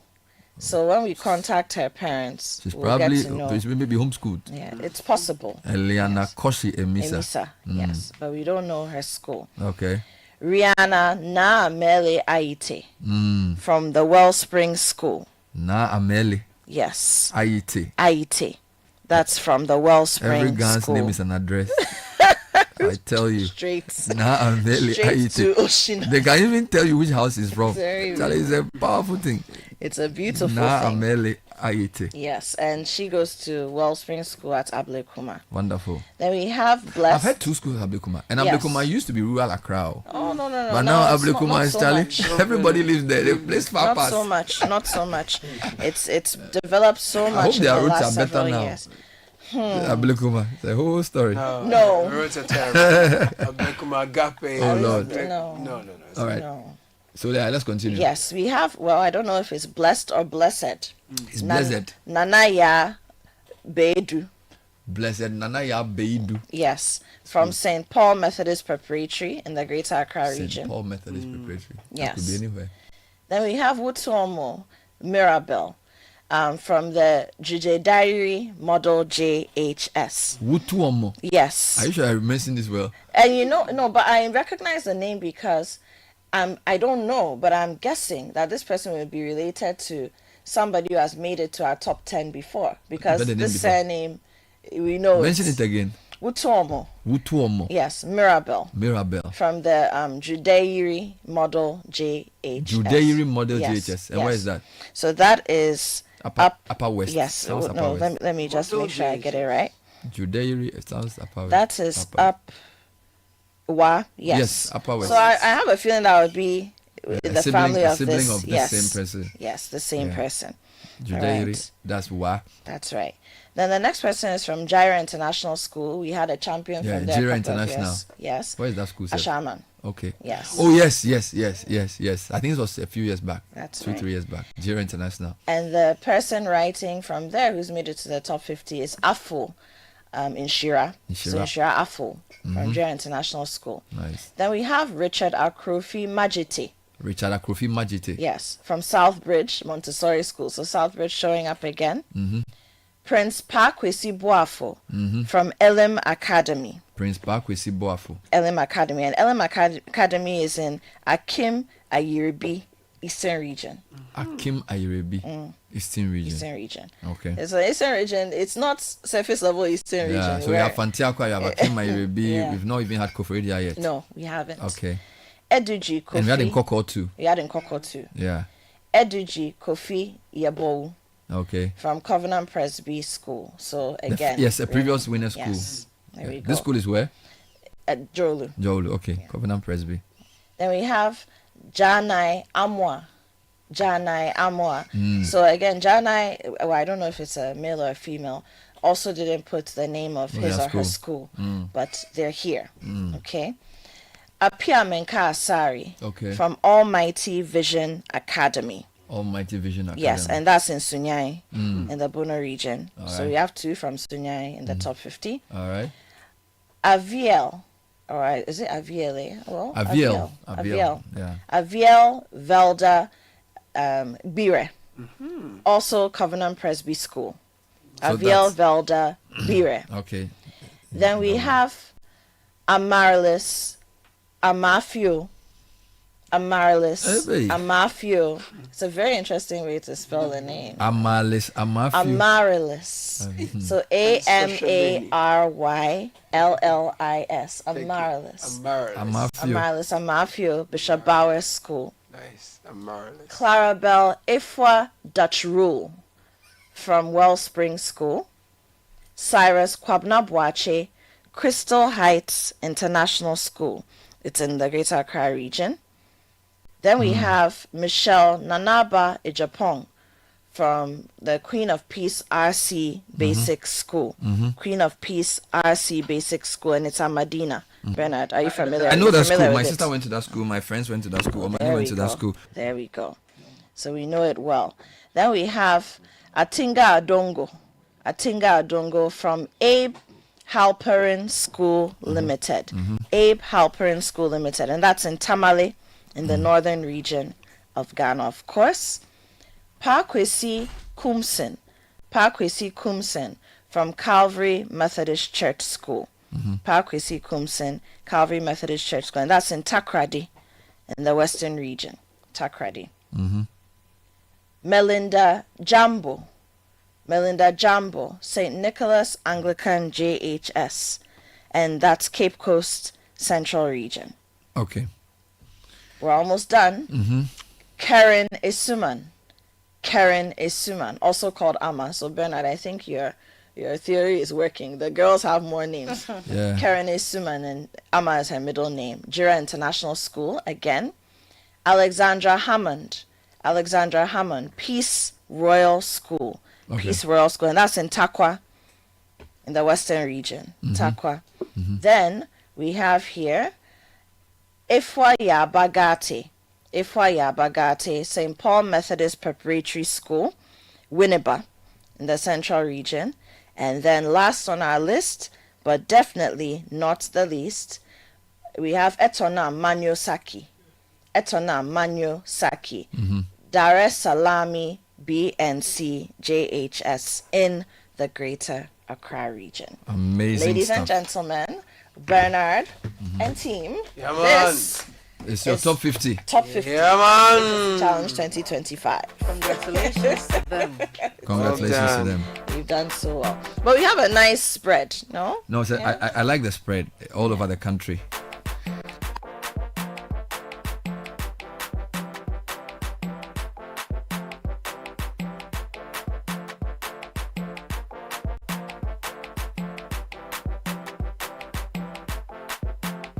Well, I'll go through the list later on in the show again, but those are the 50 with a nice spread. They are to meet for an aptitude test on Saturday, the 9th of August, to whittle down the list to 10.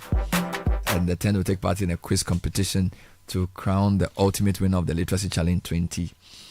I wish I were still 11.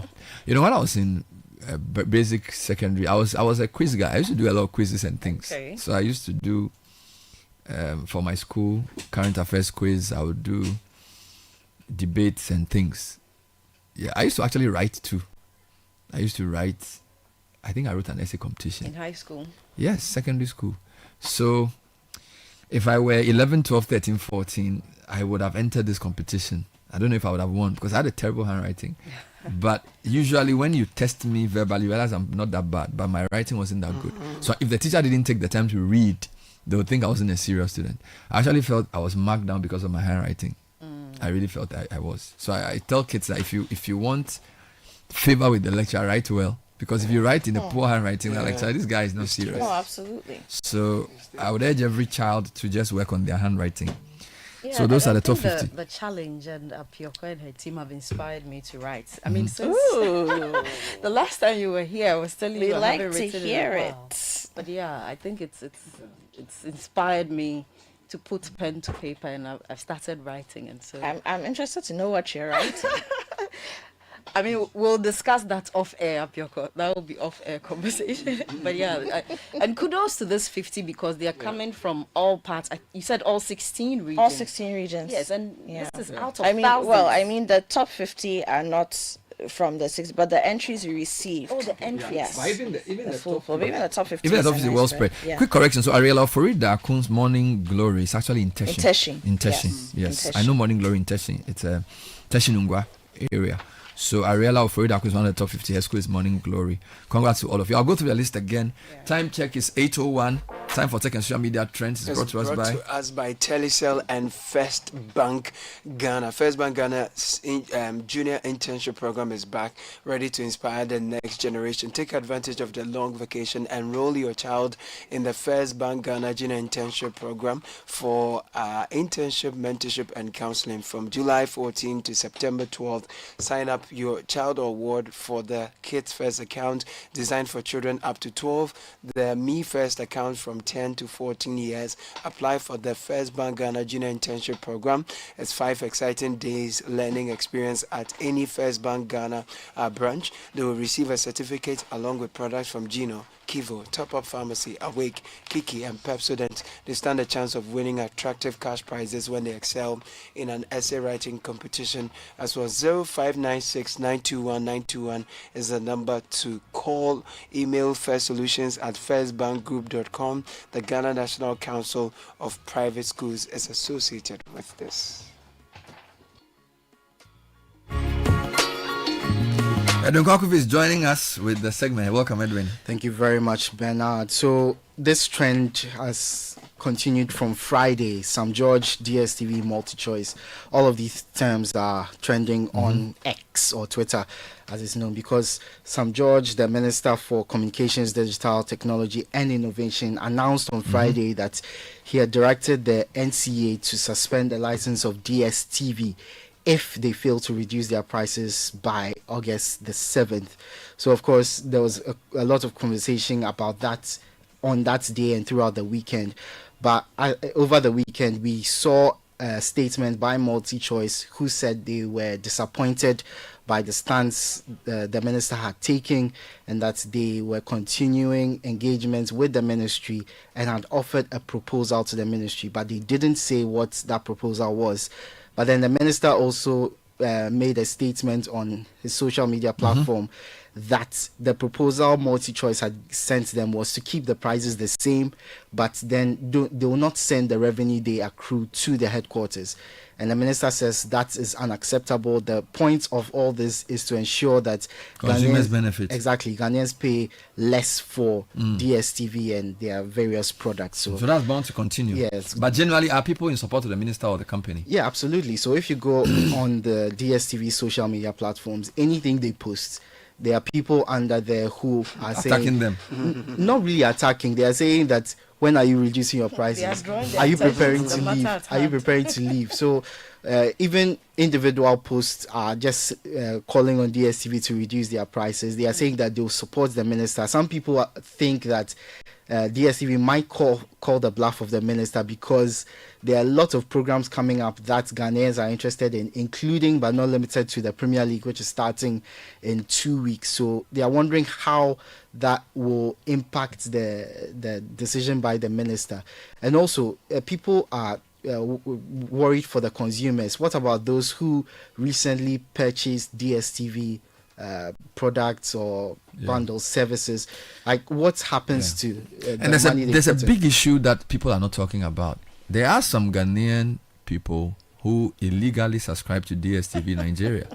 That's a major issue. Yes. Because they feel like the price is much, much lower. Exactly. And that's one of the reasons driving the anger, that if people in Ghana can use Nigeria DSTV, that's illegal, but the point is they still have access to it. Yeah. So the company also needs to explain why somebody can sit in Accra and be using DSTV probably like 60% cheaper, right? And I don't know, it's just crazy. Anyway, so that's the first main trend. That's the first main trend. But the second one is Daddy Lumba. We are back to Daddy Lumba, deservedly. And over the weekend on Saturday, there was a candlelight vigil held at the Black Star Square to honor his memory. It was a 1-week celebration. So we had musicians from across the industry coming up in support, including Kwabna, who performed there. A number of Daddy Lumba's songs. Sarkodie, one of the biggest artists in Ghana, was present as well. So a number of people from the creative arts industry. Apioko was there. Apioko did the spoken word. Yeah. For Lumba. Can I tempt you to do it again? It was wonderful. Or later? Later. You need inspiration. Later. Hey, Lumba. So we move on to Thomas Partey, who is also trending because he's apparently on the verge of signing a 2-year deal with Villarreal, a La Liga club.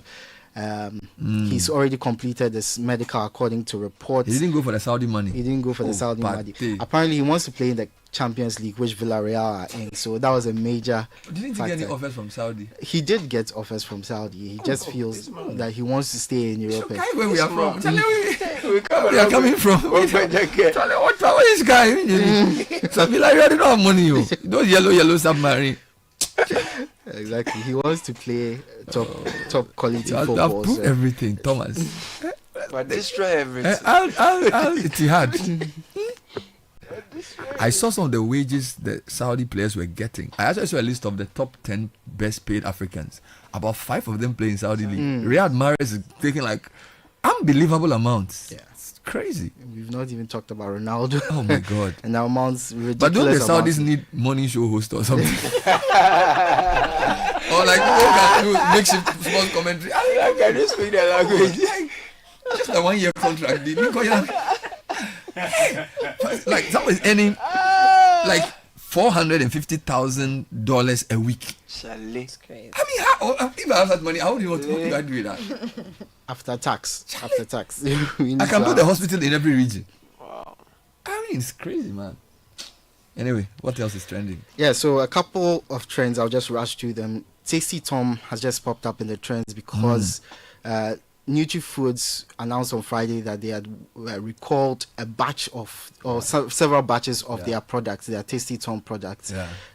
Over the weekend, yesterday, a statement from the FDA said they had suspended or asked NutriFoods to suspend the production of Tasty Tom. And there are conversations about how these products will be recalled. I think there's a problem. Yeah, it's a big issue because the Tasty Tom products are all over the market. And in areas where this news might not get to officially, our informal retail sector, it will be a disaster to do a product recall. I feel like this should be a good chance to do proper regulation because whether it's milk or it's tin tomatoes or whatever, in Ghana, once something enters a market, you can't bring it back. Yeah, it's going to be very difficult. So it's, unless they decide that, I mean, it's a nightmare. Yeah. So the next trending topic, a couple of series are trending. Ghanaians were wondering which was the best series they've ever watched. So the main topics: Breaking Bad, Prison Break. Have you ever watched any of those? Prison Break, yes. Prison Break, yeah. So those were the main two series that were in the lead. Did they give categories of series or just series? Just series that you think is the best you've ever watched. Shouldn't they categorize it into like the medical ones, the detective kinds, Because every series has its own thing. Vibe. Because if you just say series, it's going to be tough. Right. It's like saying who's the best athlete of all time versus say, how do you compare a 100-meter runner to a long distance runner? You get it. So sometimes you need to. I don't know. Anyway. Yeah. So now tech news. So Microsoft. By the way, what's the best series you've watched? Friends. Oh Friends is strong. I can go back and watch Friends, the whole series, anytime. It's just fun to watch. The Big Bang Theory is not bad. It's a sitcom. It's really fun. Yeah, the Big Bang Theory is really I don't know. But Friends is actually legend. Yeah, Friends is good. It's strong. They've done it for years. Yeah. So in tech news, Microsoft have become the second company to be valued at $4 trillion. The first, of course, Nvidia. Yeah. And then below them, there's Apple, there's Meta and everything. But Microsoft has now got to $4 trillion. Their resilience is exemplary because, you know, when Apple and Google and things came up, you'd have thought Microsoft to be, I mean, Microsoft Explorer is dead. Yeah. But the company's value is just amazing. They've changed the way we live. Imagine going to work without Microsoft. So they are. Can you even type? But you have Pages. Charlie, Microsoft is a thing. Excel. I think Excel is one of the greatest inventions of all time. You've not tried Pages. I have it on my phone, but it's not. Tried it. Yeah, that's the thing. We don't want to try. I felt same as you do now. Yeah. And when I tried Pages, I've been reluctant to go back to Microsoft. But that's just me. To be fair, when I'm doing presentations, I prefer Keynote to PowerPoint. So there, but I think Excel is I don't know, top 10 inventions of the modern history. Excel. Okay. I mean, it's crazy what you can do with that thing. Okay. So Microsoft is powerful. Yeah. Steve Jobs. Hey, what's his name? Bill Gates. Well done. Come and donate money to. Oh, I wanted to say, when you guys were talking about your series, your favorite series. Yeah, which one is yours? All of you were talking about Western series. That's how we were brought up. That's how we've been socialized. Well, my favorite series is, I actually watched it on DSTV and also, what do you call it? Netflix. It's a Nigerian legal series called Castle and Castle. Is it? Very riveting, exciting. You will love it. Wow. Great Castle acting. and Castle. Castle and Castle. The acting is great.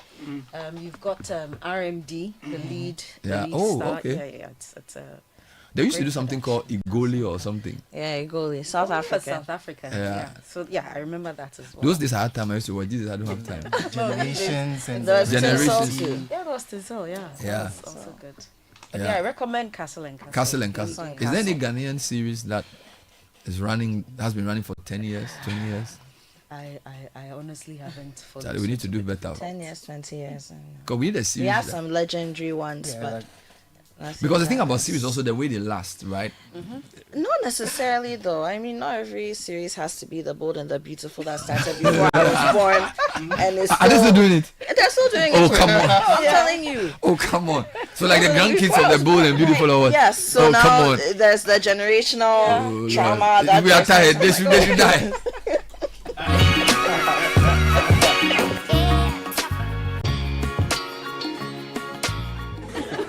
You know, listen, guys. One day, an old lady inherited a huge sum of money. Her family worried about how to break the good news to her. They feared that the sudden good news might give her a heart attack. And so they decided the family doctor, who was experienced in delivering such news, should be the one to tell her. And when he did, surprisingly, she smiled. Relieved, he asked, "What are you going to do with all that money?" She replied, "I am going to give you half." The doctor rather had a heart attack. Can you imagine? People are often surprised when we put them first. At First Bank, that's what we do. We put you first. Experience the gold standard of banking with First Bank. Open an account today and enjoy our user-friendly mobile app, quick banking via *894#, convenient shopping with our Visa Prepaid and MasterCard, and more. All designed to serve you better. First Bank. You first. There is small money, there is big money, and there is too much money. Telecel Too Much Money promo is here. Dial *500# to opt in. In the Telecel Too Much Money promo, you can win 100 Ghana cedis cash in the daily draws, 20,000 Ghana cedis in the weekly draws, and 1.2 million Ghana cedis in the grand draw. That's 1.2 million Ghana cedis. Simply reload airtime to end points to stand a chance to win. Dial *500# or visit the Telecel Play app to opt in now for the Telecel Too Much Money promo. Terms and conditions apply. Telecel, connecting energies. This promo is regulated by the NLA on the Caritas Lottery platform.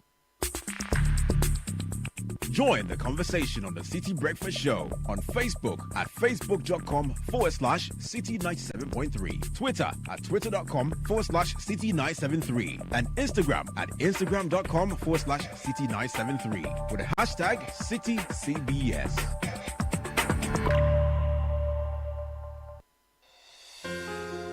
Looking for a one-stop shopping destination for all things made in Ghana? Eager to experience a remarkable fair that showcases the richness, creativity, and innovation behind Ghanaian products and services? Then get ready for the This is Ghana Exhibition 2025, a celebration of excellence in locally made goods and services. This year's exhibition brings together the very best that Ghana has to offer, from timeless traditional crafts to cutting-edge innovations. The This is Ghana Exhibition highlights the brilliance of Ghanaian entrepreneurs, artisans, and businesses who continue to shape the narrative of homegrown excellence. Brought to you by Channel 1 TV and 97.3 City FM, this is Ghana's biggest trade fair and exhibition, bringing together SMEs, startups, research and manufacturing sectors, indigenous corporate bodies, and local creatives in one exciting space. Join us in championing Ghanaian talent, creativity, and authenticity. Come explore, engage, and be inspired by the businesses and brands that are redefining Made in Ghana across every sector. The dates: Saturday the 6th and Sunday the 7th of September 2025.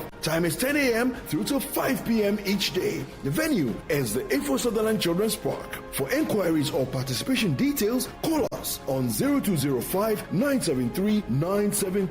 The This is Ghana Exhibition 2025 is powered by Channel 1 TV and 97.3 City FM.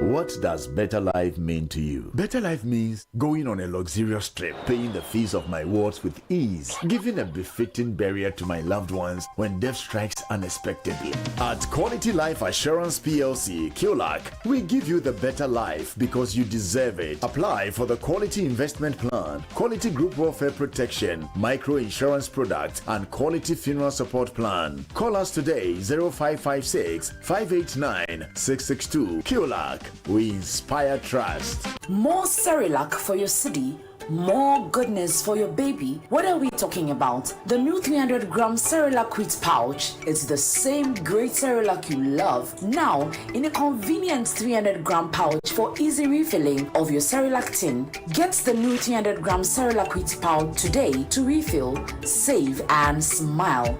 More goodness, less cost. Cerelac, care for them. Count on us. This advert is FDA approved. Good morning, class. My apologies. I'm late for your class today. My apologies, like I said. On my note, the economy. What's your next class? Psychology. Okay, who can help me? I want to send money with my bank. Withdraw some monies. I feel let me tank. Me try error. Hey, to be frank, but doc, this your bank there. It be junk. Digital bank of the year. FA, the bank of the moment. Doc, and your week. Safe and smooth. You know go talk plenty. First Atlantic Bank. FA. Yeah, they've won it back to back. Up to now, no bank is close to that. Back to back? Yeah, doc, that's the fact. So, doc, if you sign up, you can't depart. 2 times winner, Digital Bank of the year. Back to back, if I enter your ear.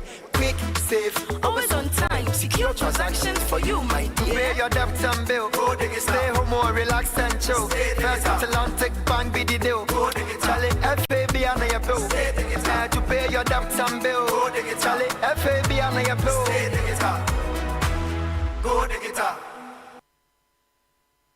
This is the City Breakfast Show, the city's biggest conversation. Sweetie Jolly, my one and only, my shorty. Hey, make you no worry. Tomorrow I go there for your body. When I see my baby, I go give you all my love and I'm never gonna let you go. Hey, go tell your mommy. Say me I get plenty. 90 minutes past the hour of 8 City Breakfast Show. The prices of a favorite 300 ml PET Coca-Cola Ghana beverage has dropped across Ghana. This means you can share a Coke now for only 5 cedis. Whether you're a Kofi, Adjoa, or a Kwabna, or an Akosua, your personalized bottle is waiting for you at your favorite joint. Look sharp, go find your name, find your bottle, enjoy it at the new lower price. Share a Coke is more than a name on a bottle. It's a celebration of the real magic of human connection. So go on, share a moment, share a smile, share a Coke now for less. And listen up, friends. When Republic Bank says we are the one for you, they mean they are the one for you. In fact, they are singing Mina Bopo for you. They've reduced their CD mortgage interest rate even further to a new low and in the tens. That means you can afford to own your dream home or your next one for less. But don't wait. This offer is only available for a limited time. And if you already have a mortgage with your bank, you can switch to Republic Bank and enjoy this exciting deal. Visit any of our branches today. Email us myhome@republicghana.com or call 054-0109-649 for those in Accra. In Kumasi, 054-0109-901. For more information, Republic Bank, we are the one for you. If you're looking for a best of flavor in every sip, discover the refreshing taste of Piva beverages. We have a range of flavors for you: Cola, Piva Orange, Piva Cocktail, Piva Grape, and Piva Tangy. So grab yours today, available at a local store, or call 0550-032-231. Piva beverages, a taste you will love. What are you proud of? At First Atlantic Bank, we are proud to be crowned Digital Bank of the Year, not once, 2 times, and back to back. This isn't just a fancy title, it's a celebration of our commitment and relentless drive to give you the ultimate convenience in digital banking. Whether it's through our mobile app, internet banking, USSD, or any of our seamless platforms, we make sure your banking experience is truly safe, fast, and secure. So why settle for less? Join the Purple family today and experience the true meaning of smart banking. 2-time Digital Bank of the Year, back to back. If I enter your ear, so follow the conversation on all our social media platforms at First Atlantic GH, First Atlantic Bank, refreshingly different. Now, this is one I'm very excited about. You experience the best of made in Ghana products and services at the This is Ghana Exhibition 2025. From beautifully crafted traditional items to cutting edge local innovations, this exciting 2-day fair will spotlight the very best of Ghanaian products and services, discover offerings from SMEs, startups, research and manufacturing companies, and proudly homegrown brands across all sectors. So join Channel 1 TV and Citi FM for the biggest celebration of Ghanaian creativity, enterprise and excellence. The date is Saturday 6th and Sunday 7th September 2025, 10 a.m. to 5 p.m. daily at the Efua Sutherland Children's Park. For inquiries and registration, please call 0205 973 973. The This is Ghana Exhibition 2025 is powered by Channel 1 TV and Citi FM. All right, so what's the big thing? So there are two things I'm concerned about this morning. The Minister of Communication and Multi-Choice Ghana are on a war path. What's the background? In March 2025, Multi-Choice, operator of DSTV, raised his subscription price, triggering public backlash. Now, soon after this, the Ghanaian cedi started appreciating significantly against the US dollar, gaining roughly a third of its value. Now, the basis for some of DSTV's pricing is the exchange rate, but that's not the only basis.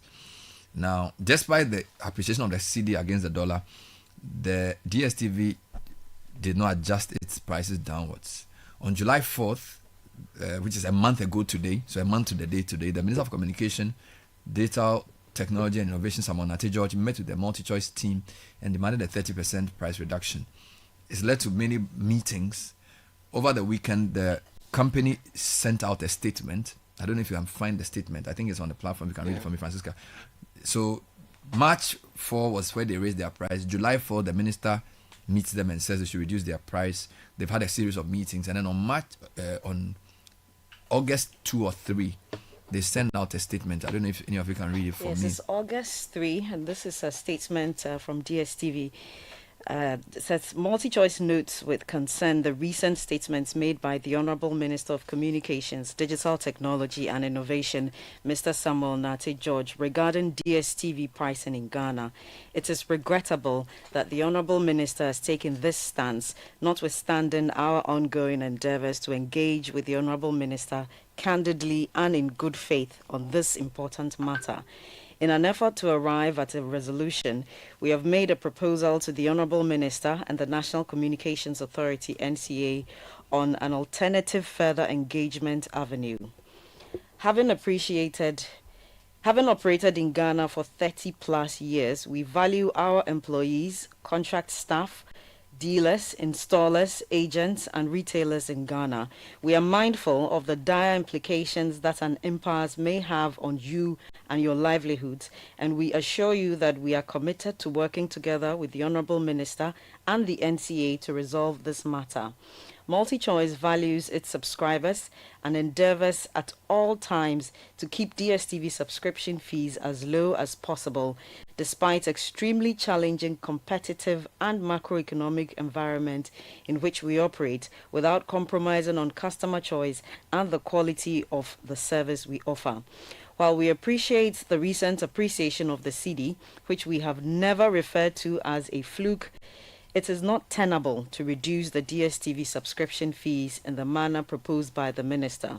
Multi-Choice remains committed to constructive engagement with the Honourable Minister and to comply with all applicable laws and regulations in Ghana, and trusts that the authorities will do likewise. Signed, Alex Ochre, Managing Director. So before we get into this, I have many interviews on this. Let me say welcome back to Godfred Akotobuafo, who's been away for a long time. Yes, sir. Sing how? Since May. Something. So there's globe trotting to the US. Yeah, Charlie, it's fun to be back. Yeah, man. So how is Trump? Trump is trumping. That's all I'll say on the matter. But there is let me say there is a significant level of tension in the country. In the country, you can sense it in the discourse amongst people, by virtue of the fact that he's unpredictable.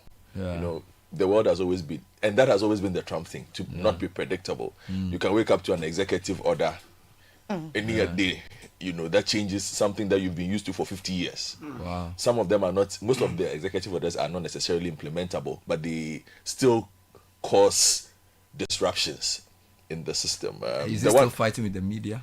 He's fighting with everybody. Last week, a federal judge, for instance, has put a halt on his charge on NPR.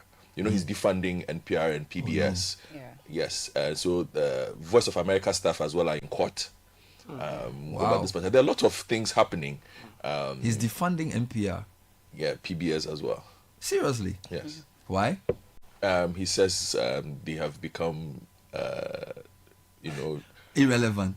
They are not proper voices, independent voices, for want of a better word. So those are some of the things happening. There's a lot happening in the education space as well, which impacts Ghanaian students. The issue about foreign students and visas. Visas, and it's not even just that. So, for instance, he's raised issues recently with Duke University. Hey. His issues are the big ones. So what's his problem? Well, apparently he says their hiring practices focus on basically last year, for instance, Duke had too many black students being admitted. There's an issue with that. Yes. Too many black students. Yes. The leadership of some of these major universities do not reflect what is considered equitable diversity. He's anti-woke, and he feels that there was a period where significant decisions were made that were not based on sound. So basically, it doesn't look white enough. Well, if you want to put it that way, those are your words, not mine. Wow. But there are those conversations are also happening. So there's a lot of tension in the universities as well, because everybody's following the Harvard one, because Harvard is big. What is he saying? What's the problem with Harvard? Well, again, his issue with Harvard has to do with Harvard's leanings towards having a large Chinese population. Again, encouraging what he says anti-Semitism on their campuses. Some of the protests. Yes, some of the protests we've seen not doing enough, and so also the recruitment of students. Wow. International students particularly. Wow. Is an issue. Hiring of certain kinds of lecturers is an issue. The kind of teaching is an issue. Charlie. So basically, he's at the heart of everything. Last week as well. He indicated an intention to legislate NILs. What's NIL? That's the system that allows college athletes to get paid whilst they are there. He says it doesn't make sense. It's on a proper reset. So yeah, that's what that reset there. His leg is on the reset. Nice. So it's there's a lot happening, and when you have the conversation, of course, the deportations are not helping. Deal with the issues, particularly in some of the states where people feel the authorities are being a bit high-handed. You can be just sitting in a park drinking your tea, and they'll come in and get Francisca. You are not looking well. Just like that. And then you're on a flight. You're on a flight somewhere. They are just catching people and deporting them. There is that, but you can also understand the problems they've had that have perhaps led to some of these things. So there's just general tension in the system. So, for instance, I went to Atlanta to cover one of the Club World Cup games, and down the road, for instance, you could see I got there very early, the ice trucks. Mm-hmm. They are like our Black Marias, but just way bigger. Mm-hmm. Parked on the road, and everybody's just looking around, feeling a bit pensive as to what's happening here. But generally, yeah. Wow. So US is tense. Yeah, US is tense. It's and then of course he and the Chinese are doing all these trade wars with everybody else, the tariff thing as well. Yeah, so he's running his. So domestically and foreign, a lot of issues with Trump. Wow. Yeah. So you sneaked in quietly. Yes. You didn't go make any trouble.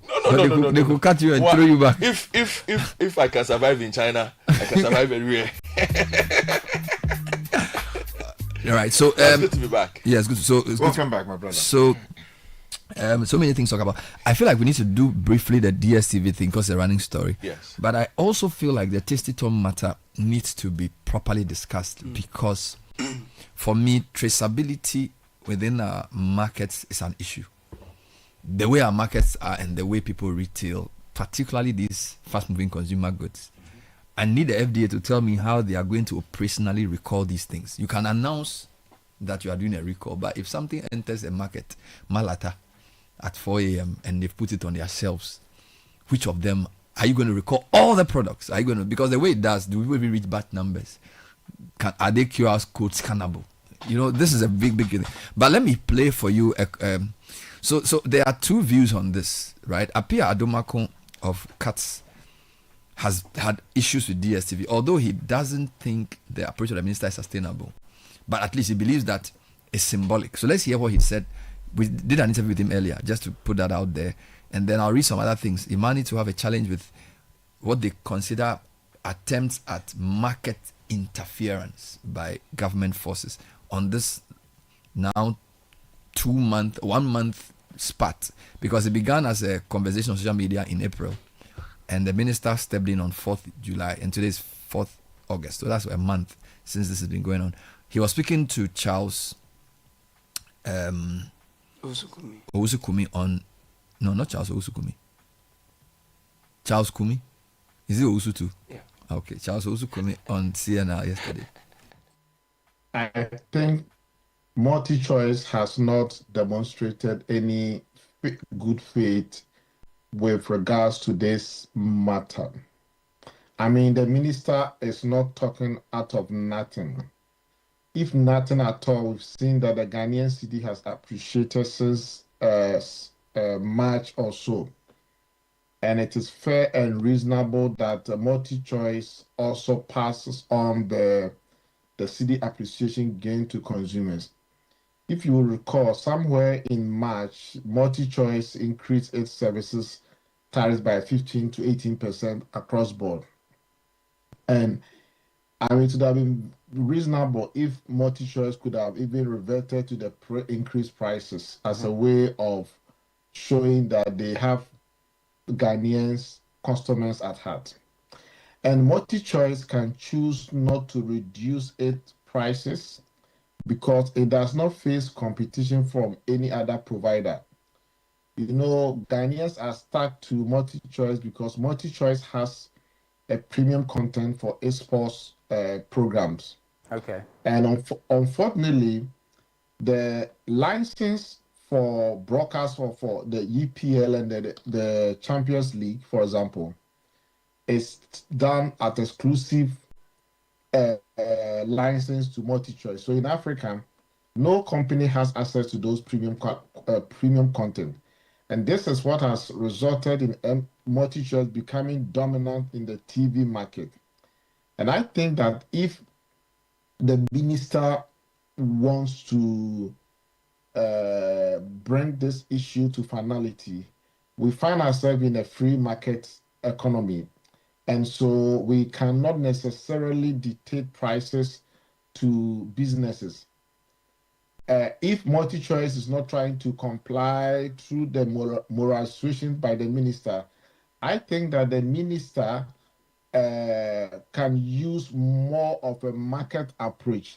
When you go to the US, for example, all sports program, whether the baseball, the football, the hockey, or whatever, they don't license. No station has the sole right, monopoly on those content. Okay. But in Africa, we have allowed these things to persist.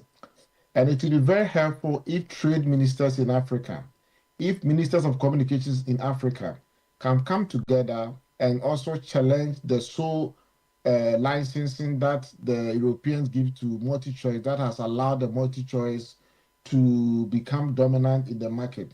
I was asking if that should be the goal, to create a competitive market instead of asking a company that has monopoly to reduce their prices.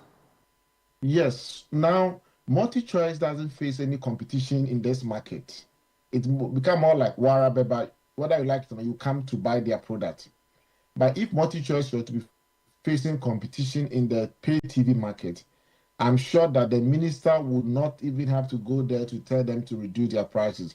So if they are failing to comply, I think that we should also see how can we break the monopoly, and that is a medium to long term. In the short term, this thing cannot be achieved. In the short term, we will not be able to break multi-choice monopoly in the market. But the minister's action in terms of suspending their license by 7th is also not a sense of bad signal to investors.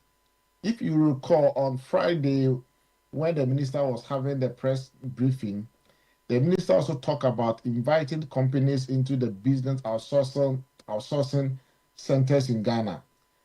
On one breath, you are inviting people to come and invest in Ghana. And then on other breath, you are telling others that if you don't reduce your prices, we are going to shut your licenses. This sounds, more of a, it doesn't sound well for businesses that want to invest in Ghana. So we need to find a more market approach in resolving this matter.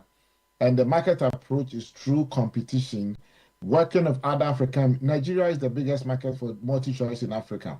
If Ghana can work with Nigeria, Egypt, Cameroon, and Kenya, I think that collectively we'll be able to address the dominance that multi-choice has in this pay TV market. Until we have a competition for multi-choice, looks like we're stuck with them. But they did say in their statement that they cannot reduce prices in the manner that's been demanded by the minister. So it means that there are other ways they can reduce prices. Should the minister be looking forward to, say, call them back to the table and look at other ways where they can find common grounds and get what the minister is looking for? Yes. I would say that, as I said earlier, the multi-choice has not demonstrated good faith to Ghanaians. And let me tell you one thing. When you are a subscriber to multi-choice service and you have a network problems and it cannot be resolved remotely, and you call multi-choice, they will give you a number of a third-party agent to come and fix it for you. Once the person comes, you pay the person. And that is very wrong because you are in law, we have what you call benefit and burden principle. He who enjoys the benefit must also enjoy the burden. I pay a monthly subscription fee to you as a multi-choice. And so if my network has a problem and it cannot be resolved remotely, whoever comes should be the one, you should be paying that person, not me, the subscriber. And all of these things are happening largely because of the monopoly and the dominance that is in this market. And I think that also in the short and medium term, we also need to get our consumer protection laws and competition laws in place so that some of these things can be curtailed, because they don't feel any constraint. They don't feel any constraint to do what they do in other markets because we don't have the relevant laws here. And I think that the Minister of Communications and the Trade Minister can work together to sponsor the competition and the consumer protection law, which has been on the drawing board for the past 18 years. So that was Apia Adumakukusi speaking. He's written an article on this. Imani has also written an article on this. I don't have time to go into all the details. Edwin tells us that on social media, people are really agitating for the company to reduce its prices.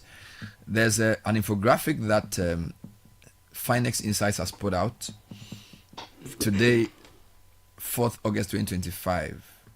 And it's giving the base price, and I suspect this is in US dollars, the base price for a DSTV package, a premium package. So Ghana is $82 for premium. Ghana is $82. Liberia is 61. Botswana is 61. Eswatini is 52. South Africa is 51. Angola is 33. Nigeria is 29. So Nigeria is like 1/3 of the Ghana cost. So, and this is before tax. Okay, of course, if you add tax, the trend doesn't change. So the tax, even though Ghana's tax is high, even before tax, you are still the highest. You get it? And if you add tax, all the countries don't change. How about the other operational elements? No, you can do that research. What we have is the country name, the USD monthly price, and then the tax component. All right. So if, for example, you take away the tax component, if you take away 18.5 from 82, you're going to have around $63, which is still the highest. Because if you remove the tax component from all these countries as well, so for example, and this is interactive though, so the Ghana 82, the tax build-up is 18.5. The Liberia 61, the tax build-up is just 5.5. The Botswana 61, the tax build-up is 7.5. The Eswatini 52, the tax build-up is 6.8. So the 51 for South Africa, the tax build-up is 6.7. And then the 33 for Angola, tax is 4.0. Yeah. So that also tells you that Ghana's taxes are very high. Yes. The VAT. But you see, even though Ghana's taxes are high, when you remove all the taxes, we are still the highest. But you see, that's what I'm saying. That have you built in the other operational elements, the cost of running their? No, I haven't built it. So maybe you should build it in. No, I don't have those figures. So you can build that in. What we have is what we have put out. Yeah, but the price before tax, the price after tax, and Sky.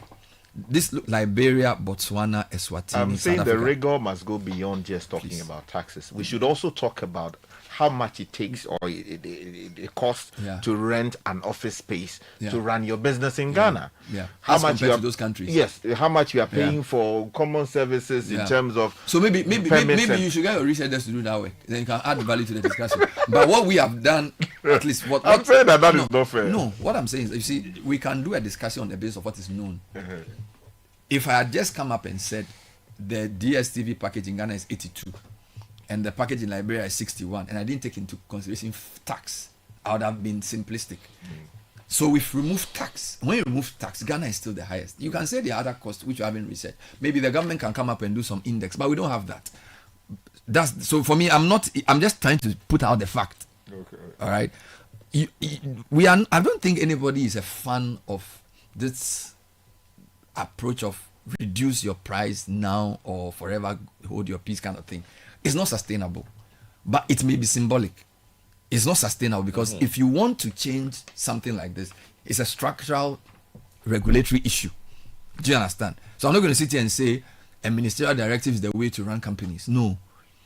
But what I'm saying is that it possibly just points to the need for an urgent conversation around a sustainable way.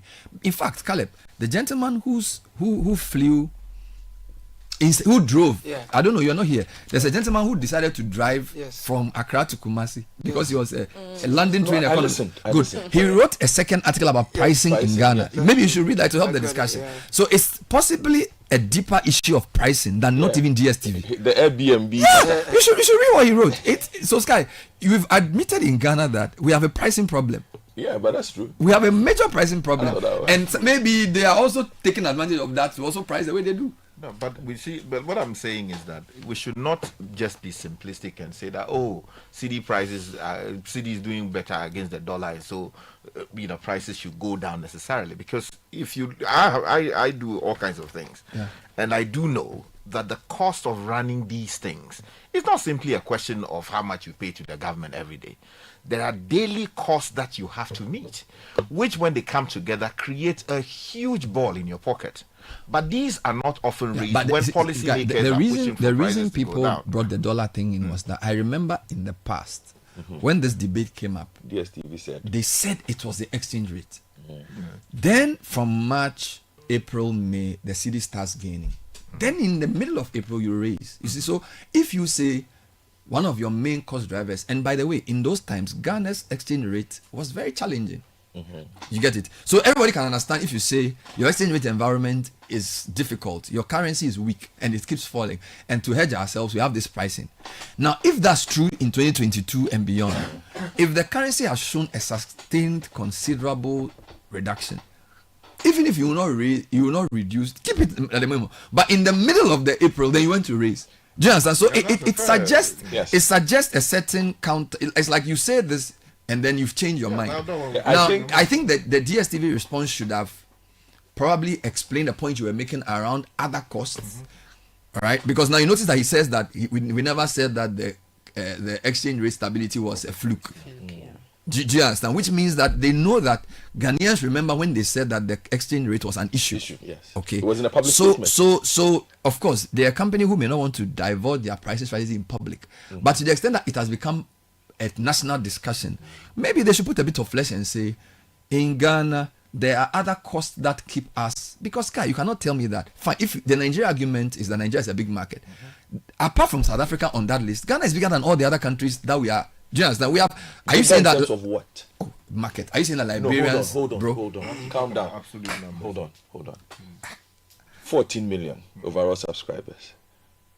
7 million in SA. Yeah. 7 million plus. Mm-hmm. Outside, the rest that they say is what they call ROA. Mhm. Of the ROA, of the real 40% is Nigeria. Good. Hold on. The rest is spread across. You have Liberia, Come on. Botswana, Hold on. Eswatini, Hold on. Angola. What is the absolute subscriber numbers in Ghana? I don't have that. They should provide that. So that's what I'm saying, that let's be a bit nuanced when we go for it. We say, hold on. We have okay. No, you go on. Hear me out. Go on. We must not use certain things where it's likely. When we say population, the fact that we say 33 million, we have 33 million people does not mean there are 33 million DSTV. No, I'm not. It's not for your purpose. I'm not speaking for your purpose. I'm speaking to the general public. In this matter, when we say there are 35 million Ghanaians, it doesn't mean there are 35 million DSTV subscribers in Ghana. Perhaps there could be 100,000. Liberia could be a population of 1 million, but have 800,000 DSTV subscribers. I'm happy you are saying could. Yes, I'm saying could. And I'm saying that I just want us to have that. But even if that were true, heads. Let's assume you are selling Coca-Cola. They are standard price. You see, that's why economists do something they call PPP, purchasing power parity. Yes. So those nuances notwithstanding, I don't see the justification for Ghana's price if you take out the tax bill, that's still being 63. It's too, compared to because if you take out the tax for that's a fair observation. Because if you look at the countries on this list, and you see our economies are comparable. Like Liberia is a small country in terms of it's a mining intensive country. So Liberia's population is not that sophisticated. I think there will be a higher number of middle class people in Ghana than Liberia generally. On all economic indicators, Ghana is more prosperous than Liberia. Angola is a resource-rich country, and Angola is maybe an outlier because Angola has a very oil-skewed market. But even there, right, where you have people who are paid a lot of petrodollars as being experts, their price is lower. Then you have Botswana. I'm coming. So the Angola subscription numbers are higher. Good. So you have Botswana. Botswana, which is a more stable macroeconomic environment. So you can say over the past 20 years, Botswana doesn't have the volatilities of Ghana. Yes. Okay. But then you have Eswatini, for God's sake. What is the location of Eswatini? I don't know. You see, you're not where is Eswatini? But you see, my point is that we shouldn't. The business can explain those things. But as a Ghanaian regulator, I should be giving reasonable answers. So the things you and Sky are saying should be in the response of the company to say the reason why Ghana's prices are 15% higher than the average on the continent is A1, historical macroeconomic instability. 2, relatively small whatever reason they are giving, which goes into their price bill. But I'm saying that if you look at the range of countries with their various characteristics across the board, you cannot tell me that having that almost 3 times the Nigeria price makes sense. Let me do this for 2 minutes. I need more. Let me do this for 2 minutes. You go providing more information, not me. Not they. They should be. Yes, they're by DSTV. No. Let's assume that today we are. No, I don't want to. No. For sake of argument. For sake of argument, let's say that for today, I'm arguing on side of reduced price, and you're arguing and saying we are all arguing on side of reduced price. No. Yeah, we are all there. Listen, but we are just asking. Oh, I didn't know you were there with DSTV brought this upon itself by virtue of the statements that were released when the currency and inflation were not the best. So I'll bring that when you're done. 2022. You can read. Right. So MultiChoice Ghana's response to customers on price increase. MultiChoice Ghana's key priority is to put our customers' needs at the heart of everything, and we undertake to continue doing so. We acknowledge your concerns regarding our announced price adjustments, which will be effective 15th February 2023. As a business operating in Ghana, we appreciate the current difficult economic condition the country is facing, and hence we understand your concerns. MultiChoice has considered various factors, including the current economic pressures facing customers when considering its price adjustments. However, to be able to continue to bring to our subscribers the premium quality content that they so much love, we have had to make these adjustments. So economic and financial and economic reasons for the adjustments.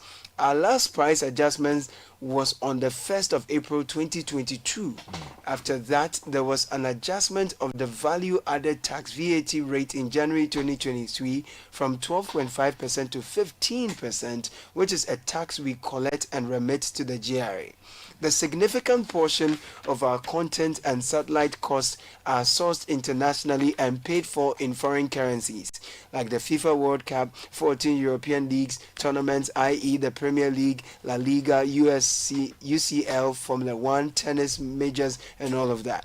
In April 2022, when we last adjusted prices, the Ghana Citi to US rate was 7.54.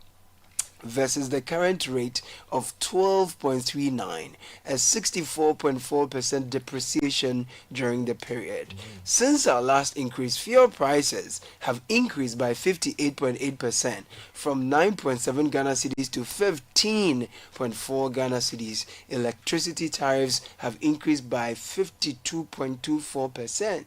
Our DTT service run from 14 cell sites that significantly use electricity and fuel to power the various equipment needed to broadcast our content.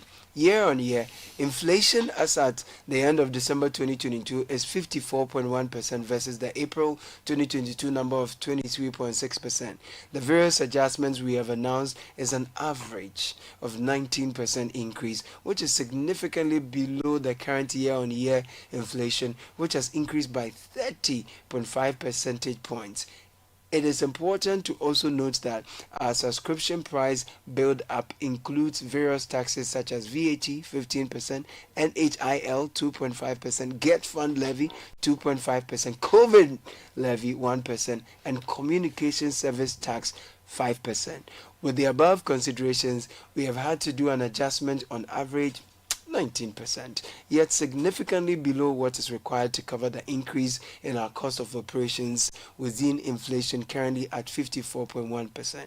With the above considerations, we have had to make an adjustment in our prices and continue to strive to see that the increase faced by our customers is as low as possible. Over the past 30 years, MultiChoice has worked tirelessly to ensure it provides an unrivaled bouquet of channels to watch and platforms to view them on for the entire family. So this is a 2023 statement. Correct. Which mentioned the exchange rates, and then other economic taxes. But all those things have improved. Yes. Inflation was 51%. Yeah. Inflation is now what? It's about 13%. Yeah, that's the exchange rate at the time had jumped. Think about the appreciation. The city appreciated from 7 to 12. 7.5. Subsequently got to 17. Has come back down between the 10 to 12 massive range. improvement. Okay. Well, how about fuel prices haven't increased that much. Sky. Fuel prices gone down. Sky. Fuel prices have not. We've been announcing the fuel prices. No, but fuel prices haven't They've gone been down. relatively stable. Yeah. They've been relatively stable. They've not been changing that much. No, I'm saying that fuel prices haven't gone down. They mentioned some other gone up significantly. No, there have been increases. I mean, fuel prices have been going up. Bernard, you and I know compare this. it to just recently. Our they said reference time is 2023. 2023. You and I have sat here and you have been clapping around the economic issues. Even that's right. Generally, for the CD. Sky, generally, Bernard, well, there are only two main items here. The cost build-up. Two main items. The issue of how much we are paying when we are buying dollars, and then also inflation. Those are the two big issues. Fuel prices hasn't gone down. I mean, you can call you see, there have been issues.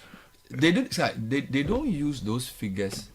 They are talking about the rate of increase. Yes. So between 2023 that month and today, fuel prices have not increased that much. There have been increases. I'm not saying they are talking about. Don't forget, when these guys do this, they talk about stability. They are not saying the thing has come down. They prefer a stable environment. And I'm saying that fuel prices have been generally stable. They've not been that the point volatile. I'm making is this statement. Godfrey, before you come here, we should ask ourselves. You see, that's why I was making the point about let's be a bit nuanced. Get fund levy, is it still there or not?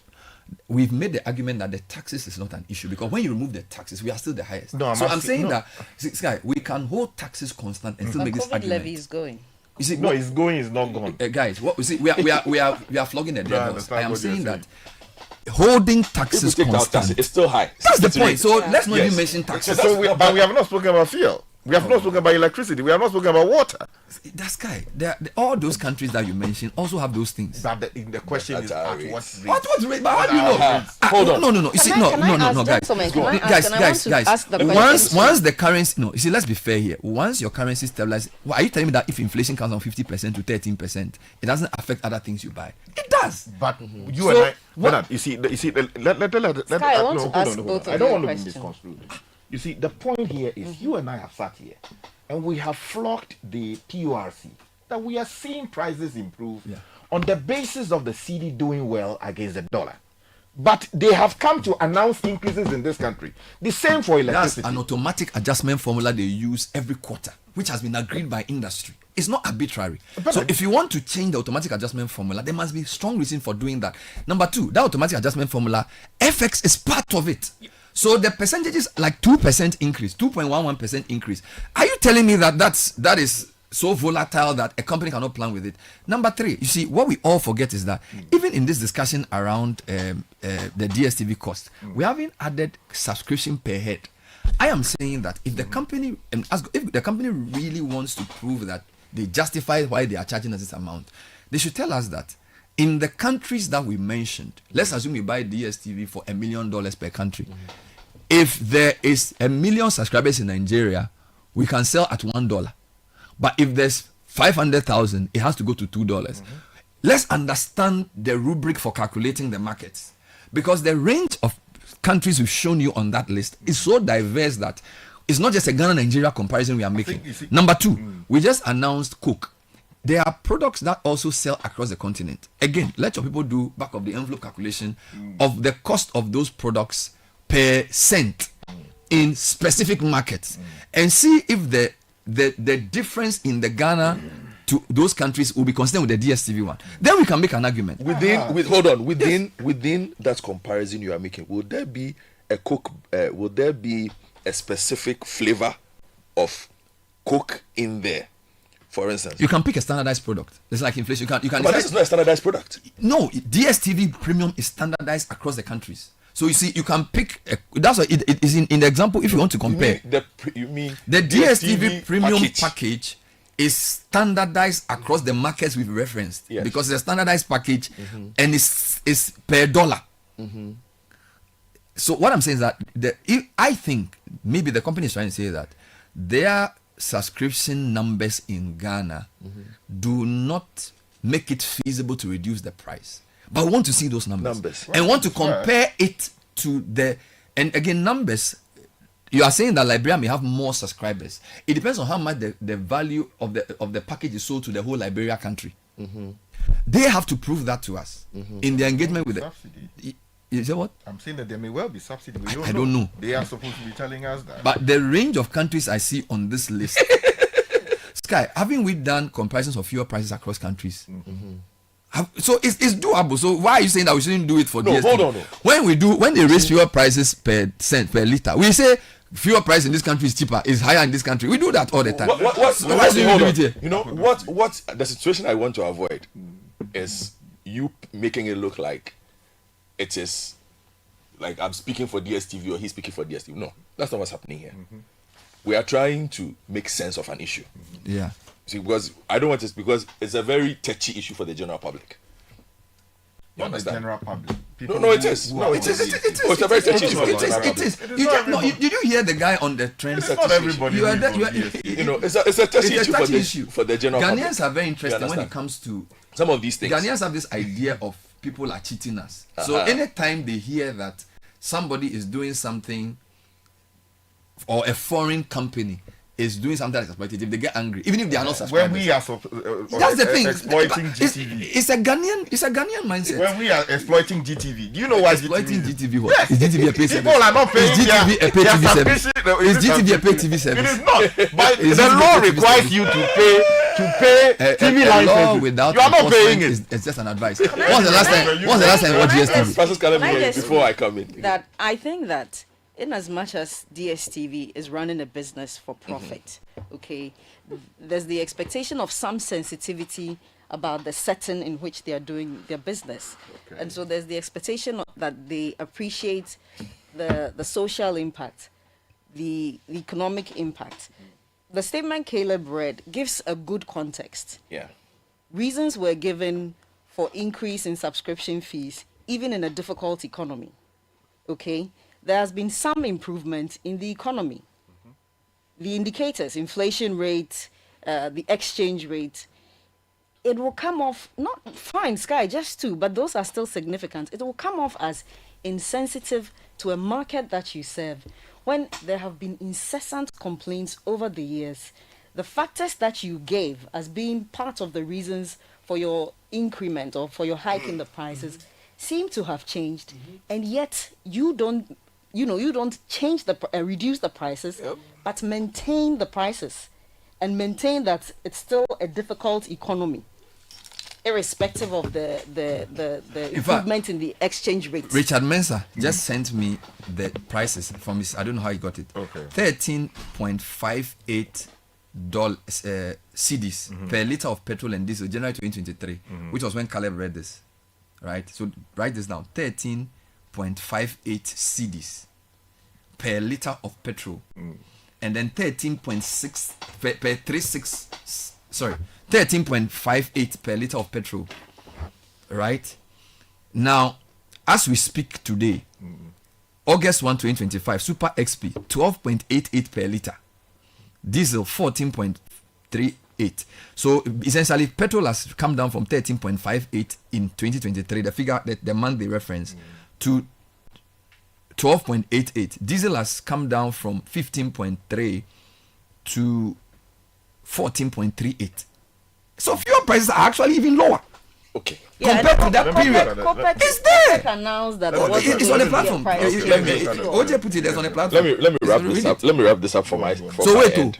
Currency stability, inflation down, fuel prices low. So now it's ECG and Ghana Water. so are you telling me that now Ghana Water ECG is your main cost driver? No, come on. Hold on.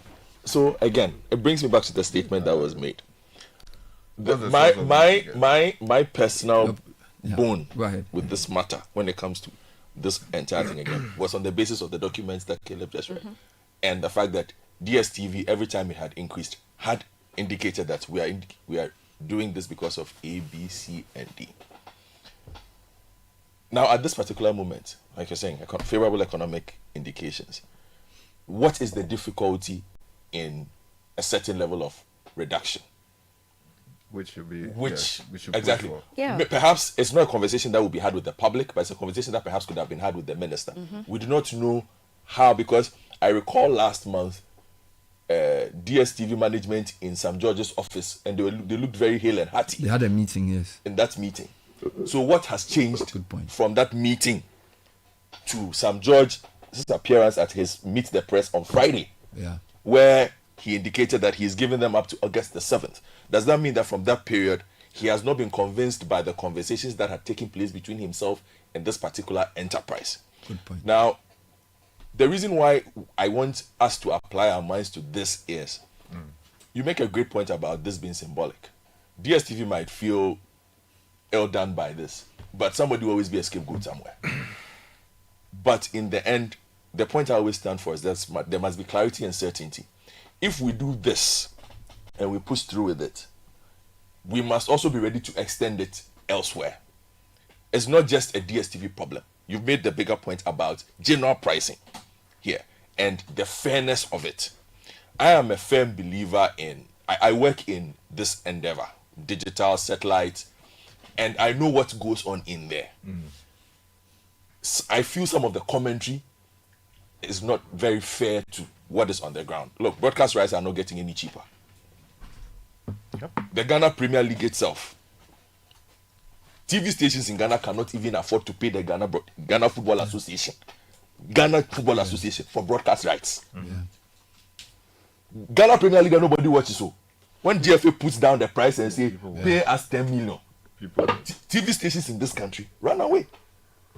So it's not as if. How about the Premier League? Which one? The Premier League, the rights. Have you seen it on Premier League rights? Last time went for almost 400 million. Let him finish the point. Otherwise, we risk diverting. Yeah, but the point I'm making is the conversation goes beyond these things, and if we don't take care, we are going to end up putting a lot of things together that will end up putting all of us at a disadvantage, one way or the other. I think DSTV legitimately can reduce prices. And the other question I have for them is, have they done some sensitivity analysis to show? Because even if I take the point that a subscription base, which is why Nigeria is 1/3 lower than us, maybe some economies should do some calculation for them and say a 12% reduction in your price could actually lead to an increase in subscriber base. Yeah. Do you get it? Because Ghanaians really love some of the content they have. Yeah. So maybe they should commission some guy to do an analysis and say, let's do 3 scenarios. Scenario 1, some of the packages will have reductions. Okay, because again, the packages are different. There's compact. In fact, I am a DSTV subscriber. Yeah. Last month, this is what they did. They said if you paid your subscription before the deadline, they will upgrade you. Which I think is also in a way a reduction. For example, Compact Plus was 500 and something or 6. I forget the amount. And then the other one, Premium is 800 and something. Now they said if you paid your Compact Plus before a certain time, so maybe like you are supposed to end on 5th April and you paid it on 3rd or 4th, automatically you get upgraded. Yeah. Do you understand what I'm saying? Yeah. So I think in their view, they are trying to use those incentives. So in a sense, that's also lowering the price, right? Yeah. So what I'm trying to say is that they need to do a bit of work on what that reduction means in terms of giving value to Ghanaians. Number 2, do some calculation on if you actually reduce the price, because if Nigeria is 1/3 Ghana and there are many Ghanaians who don't want to admit it, who are in the Nigeria system, yes. Maybe if their calculation, yes, but they are doing it gleefully. If they can calculate and say a 50% or 30% reduction in our cost could lead to those people coming back into this market, that could then compensate, because I can understand why Nigeria may be cheaper because they have a broader base. But if that argument is true, Liberia, Botswana, Angola, Eswatini, come on. But the reason why I was saying you see, I don't like using Eswatini and Botswana because Eswatini is basically South Africa. It's one country. Just that, if you know that, that's why I asked you. Do you know where it is located? Who know better geography? You didn't know, but the point I mean, no. But then you would know that. Meaning, Maseda. Eswatini is, but that is a broad range of countries. So we know exactly. That's what I'm saying. That for some of the things, what it takes to set up a DSTV, like for instance, the satellites that might operate in Ghana, Eswatini might be, but we should benefit from the economies of Nigeria. Exactly my point. If Eswatini is benefiting from South Africa, why can't we benefit from Nigeria? Saying that but it's not located in Nigeria. Located in Nigeria. But Nigeria, Lagos is closer to Accra than Tamale to Accra. They have studios in Lagos, don't they? Yes. Why do they have studios there? Well, for local content, I guess. No, but that's the point I've made to you. Why do you think that the studios that are available are in South Africa and Nigeria? Fine. Why isn't there a studio in Ghana? So why is Liberia more expensive than Ghana then? Liberia is more expensive. Why is Liberia's DSTV cheaper than Ghana? But that's what I'm telling you. That one I can't understand. That's why I said we need perhaps that information that you spoke about, because why is that for them? They need information. The one that they are cheaper, they don't need information. But this one we need information. No, you don't get what. Oh, Bernard, go ahead. If we decide to do have that argument this way, then no, it will not be nice for anybody this morning. It's an emotive issue. You want us to go there? No, I'll go there. Stay where you are. Then behave yourself. Behave yourself. Sorry, me, I'm a customer, and they pay me. You somebody be customers there. We are all customers. I thought you said you were not on it. No, No, I mean, when did I tell I thought you, but you said you don't watch TV. I'm a DSTV customer. No, you said you don't watch TV. No, I'm a DSTV customer. But do you watch television? We are all DSTV customers. I may not have the time. Yeah, because to be watching DSTV all the time. I'm a customer. You're a customer. And I have serious reservations about their service. No, premium. Not premium. I use premium. I can't afford premium. No, that's okay because of the things I do. I'm on compact plus. That's okay because of the things I do. What are the things you do? So it depends. The thing I should tell you the things I do. I'm not disclosing that publicly. But the point I'm making is that I have so many reservations about the quality of service, right? This whole explanation, when it rains, you don't get your services. They have given some long explanation, but I've told them my peace of mind repeatedly on that. Then also the issue of, sometimes, you pay for things that don't get through, right? Then you have to resolve it, blah, blah, blah. I've actually even gone off some of the services because majority of the times, or maybe sometimes, I'm not even available. So you actually watch a fewer range of services. Exactly. And they call me all the time. They say, Mrs. Sky, is there something we can do to A, B, C? Tell them to reduce the price. No. They call you like that. Why don't you tell them to reduce the price? That's why you deal with it when they ask you the last question. Is there anything else we can do for you? Then you say, please reduce the price. The point I'm making, and let people not have the wrong impression that I am against a reduction in price. I'm not. The price then must go down. On the basis So of what are we arguing over? No, hold on. You see, I'm taking a principal position. Okay. Which is founded on the fact that, look, let us not say that merely because CD has gone down or this has gone down, then prices must go down, and it should be a ministerial directive. With the greatest respect, we live in a free market economy. That's what we are operating. Yeah. And we have long moved past the ages where the military will say Kalabule is happening and so prices. No, better hold on. We should allow market forces driven by proper regulation to be able to determine how much people are selling their goods and services to people, right?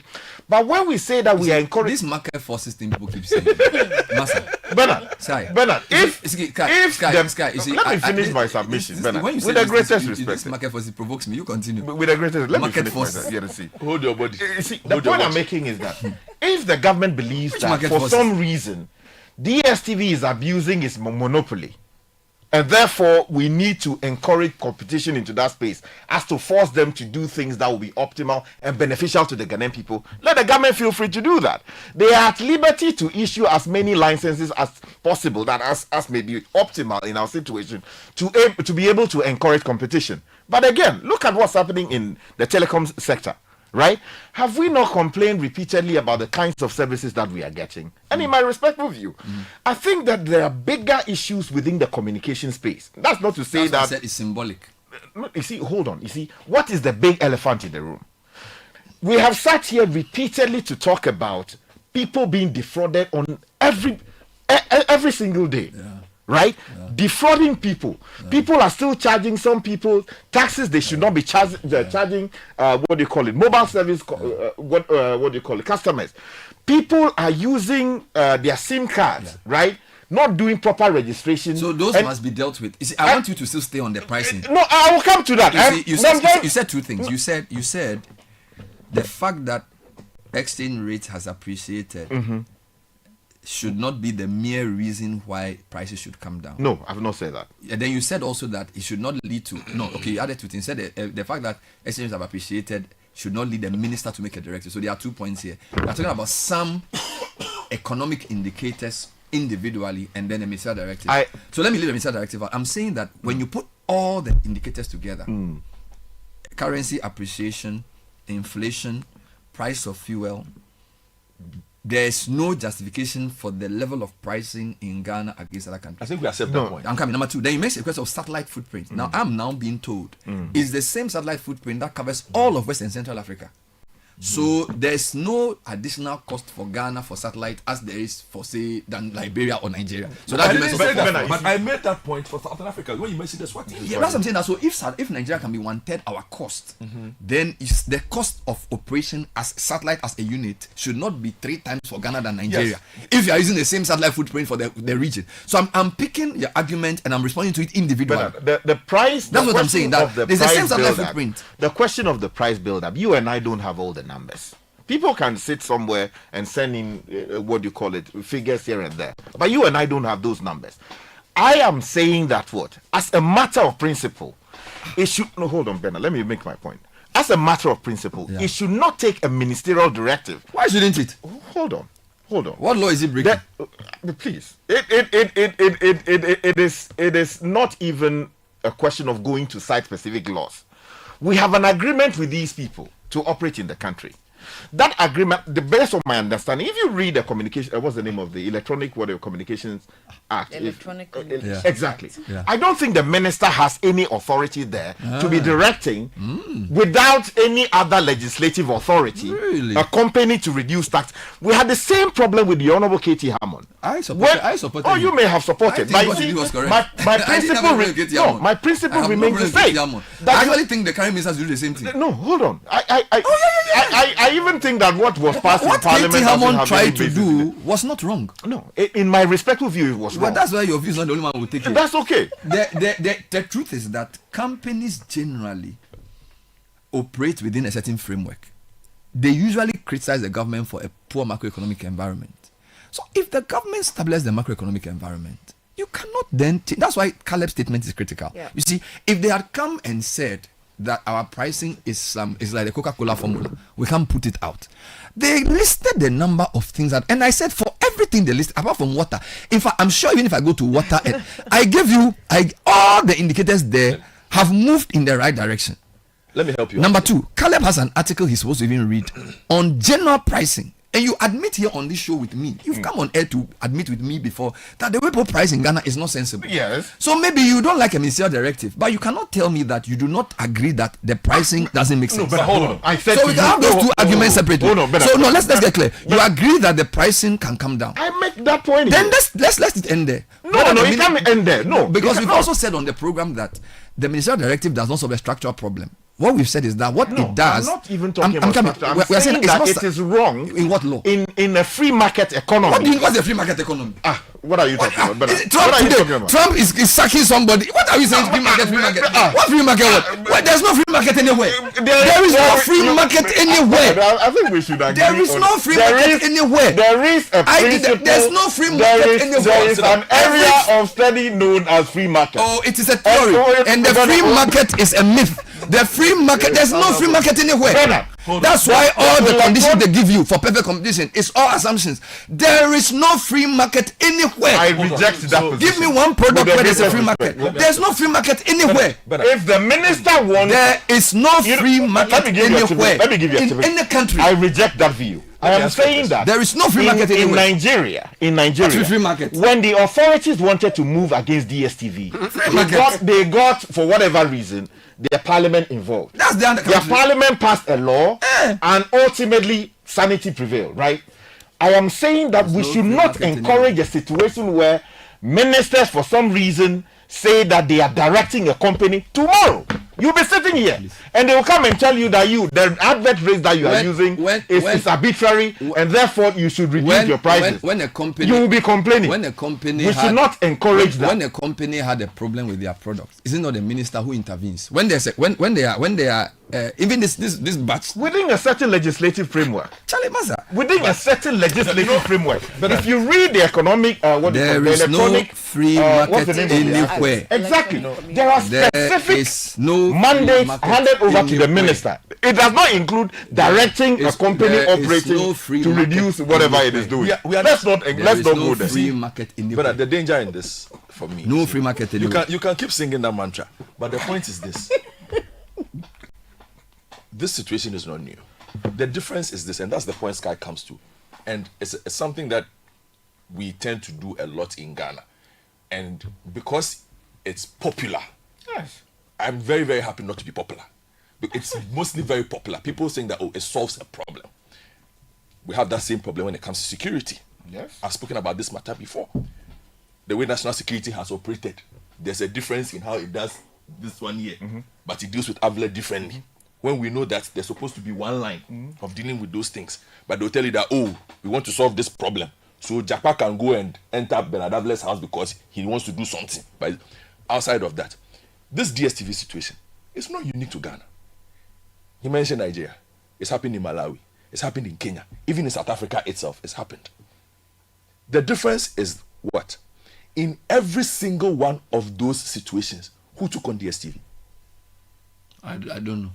In Nigeria, he The just mentioned regulator. parliament. Yeah. In South Africa, it's the competition. But parliament has written. Hold on, it's the competition. The minority in parliament say they support it. No, They it's said not they support. don't- That's a press statement. That's a I press know. statement. Calling for calm. Hold on. In South Africa, it's the competitions commission.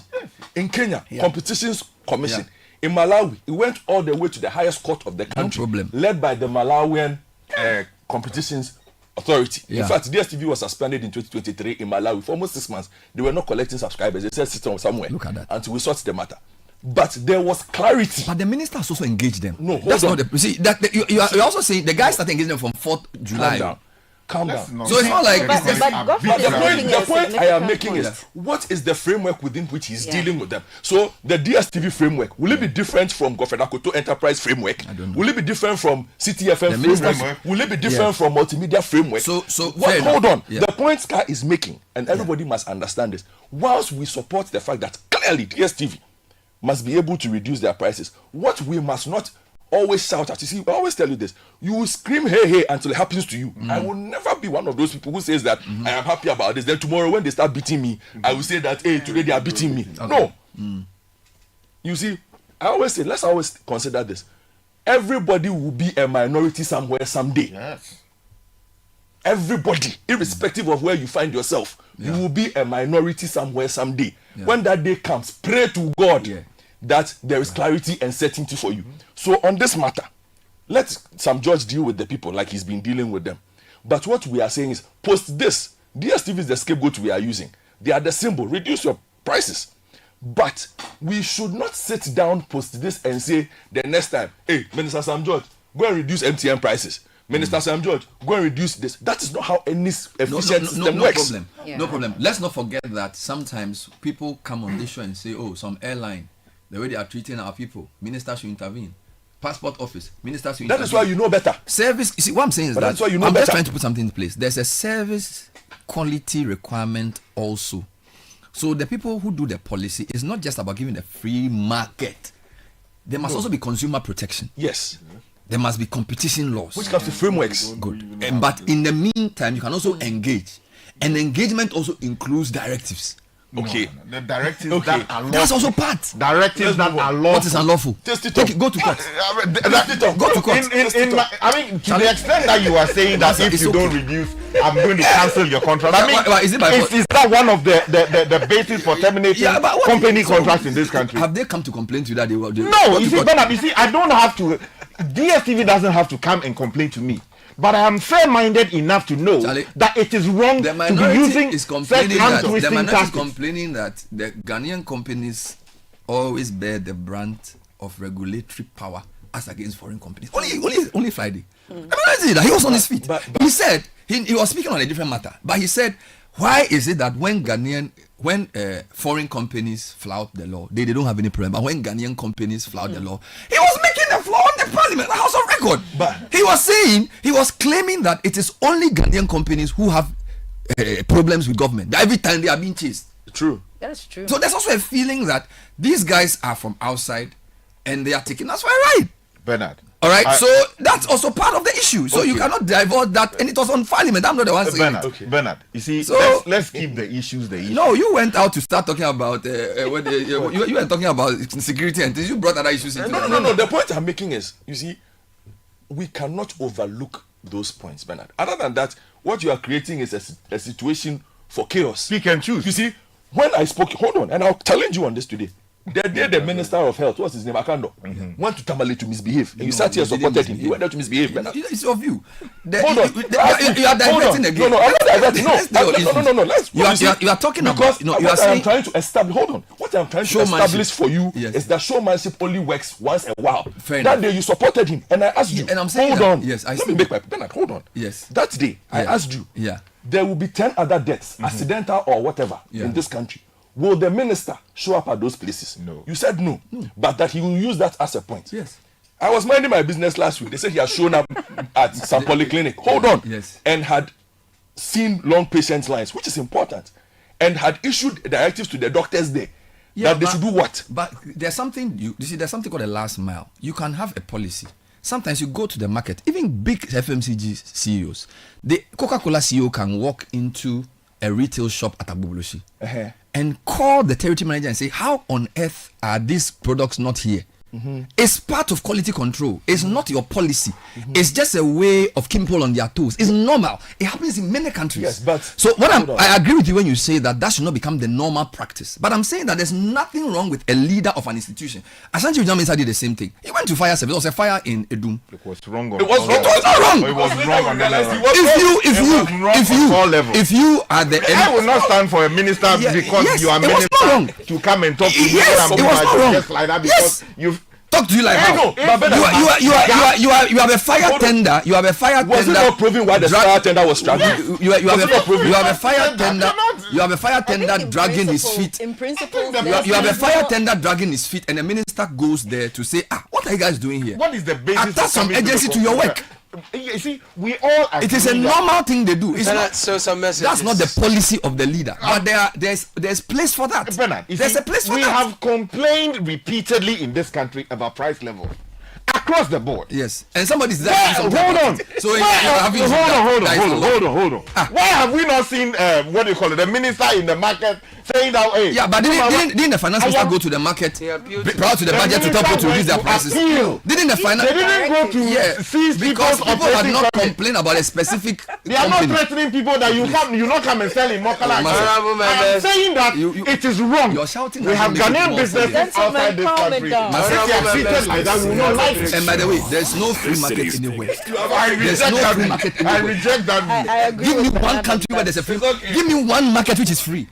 I'll give you 10 days. One. There's no market which is free. What are you talking about? Free market. We must regulate.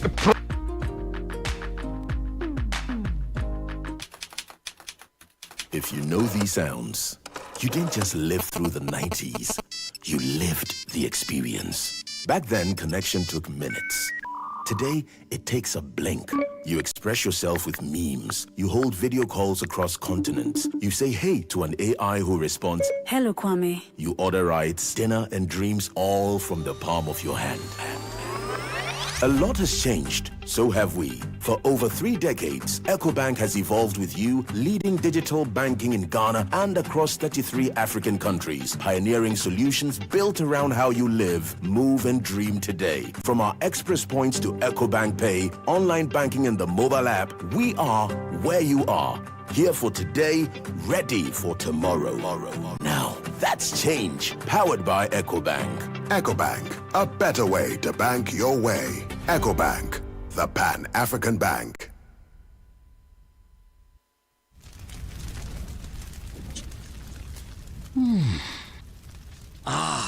Somebody's burning something. Massa, whether it's rubbish, grass from your lawn, a car tire, or electrical parts you burn, you are producing smoke particles that can choke your lungs. And soon, gone too soon. Look, all the fumes you already inhaled from the vehicles, the dust on the road, and all that, they are choking your lungs. And guess what that can lead to? According to the World Health Organization, as many as 28,000 people die in Ghana each year from air pollution. So do something. Stop the air pollution so we can all breathe free. Send WhatsApp or call 0579-724-072 or speak to your assembly. They will do something. Air pollution kills. This message was brought to you by Infinity 970 and supported by Breathe Cities.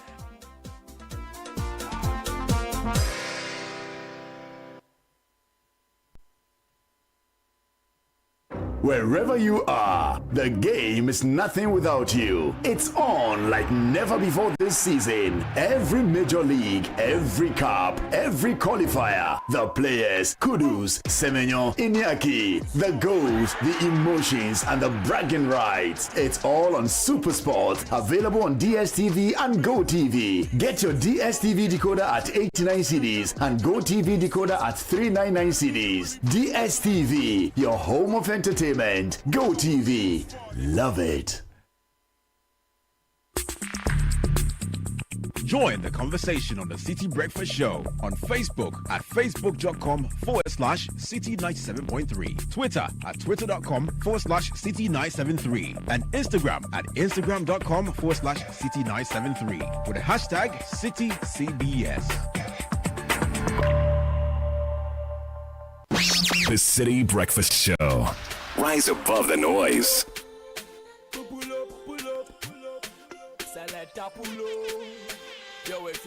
Still 9:31. We have a big lecture coming up with the College of Physicians and Surgeons, and that's happening later this week. We'll be speaking to some of the organizers shortly. In the meantime, isn't it just amazing how the world is ever changing and evolving? It's fascinating to think about what the next big thing could be. Today it's AI, tomorrow who knows. One thing is sure, a lot has changed, but guess what? So has EcoBank. For over 3 decades, EcoBank has pioneered a range of digital first banking solutions designed for the way we live today. From the mobile app EcoBank Pay and Express Points across the country, EcoBank is right where you are. EcoBank, a better way to bank your way. EcoBank is the Pan-African bank. And Academic City University has 2 amazing events coming your way. Are you a professional looking to take the next step in your career? Join us on Monday, August 19 at 4 p.m. for Graduate Open Day at Quiet Terrace, Accra. Meet our world-class faculty, explore cutting-edge masters and executive education programs, learn how you can secure a scholarship. It's perfect for professionals and recent graduates ready to rise. Then it's all about parents. So come to Parents Night on Wednesday, August 21 at 6 p.m. at our beautiful Hatcher campus. Tour our facilities, connect with school leaders and see firsthand why Academic City is the best choice for your child's future. Number to call is 059-403-0308. Visit act.edu.gh to RSVP. Don't miss out. Academic City University, educating future-ready leaders. Right.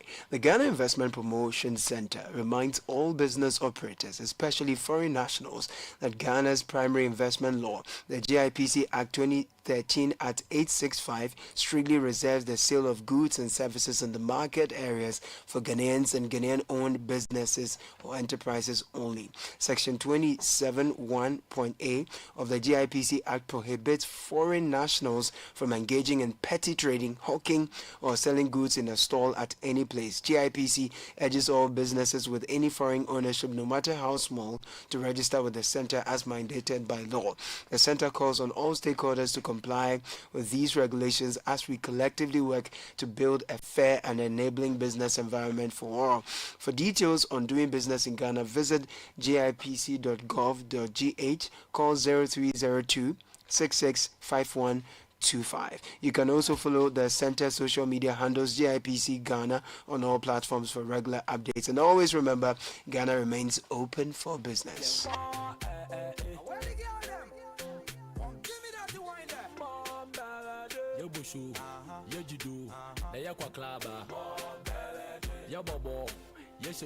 All right, so the Ghana College of Physicians and Surgeons annual President's Public Lecture is happening this Thursday.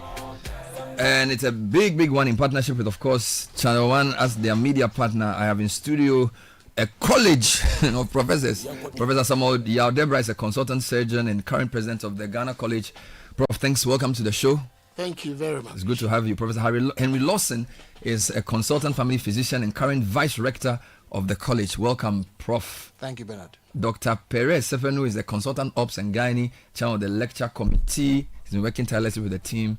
Doc, welcome to the show. Thank you, Bernard. And also Dr. Louisa Ademki Mate is a public health physician and Metro Director of Health, member of the committee as well. Doc, good to see you. Good to see you too. It's a huge delegation for a very short interview. Okay, so let's talk about the college first. So Professor Deborah, tell me about the college, how long it's been in existence, and why do we even need a college of physicians and surgeons? Thank you very much.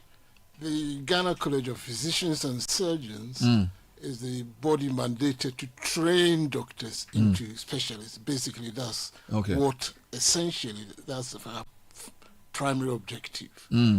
We have other objectives, but let me give you a historical narrative on how we became the public mandate. Now, before, let's say, 1979, if a doctor wanted to become a specialist, he had to train outside because there was no body in Ghana at that time to train doctors into specialists. Then 2003, we were mandated by an act to do that particular purpose. Before then, in West Africa, there was established the College of West African College of Physicians and Surgeons. Now, because it was a big body, they separated it into two: West African College of Physicians and West African College of Surgeons. But we, because we are national and we are smaller, our two colleges are merged, so we are Ghana College of Physicians and Surgeons. Now, as I said, our prime objective is to train doctors into specialists, but we have other objectives. And for the present, the other objective I'll talk about is the fact that we also do advocacy, promote, contribute to the formulation of policies and sound health and public health in general. So we were established in 2003. Okay, that's very recent. Yes, very recent. Well, 20 odd years ago, and we also have a vision. Our vision is to become the premier postgraduate training institution in Africa and beyond. We've got a very high vision. Give you a little bit of our outcomes. In the short time of, you said, 20 odd years, we've trained about 2,000 of these specialists, and then trained 200 fellows that will be advanced specialists in ordinary parlance. So in the short time, that is what we have achieved.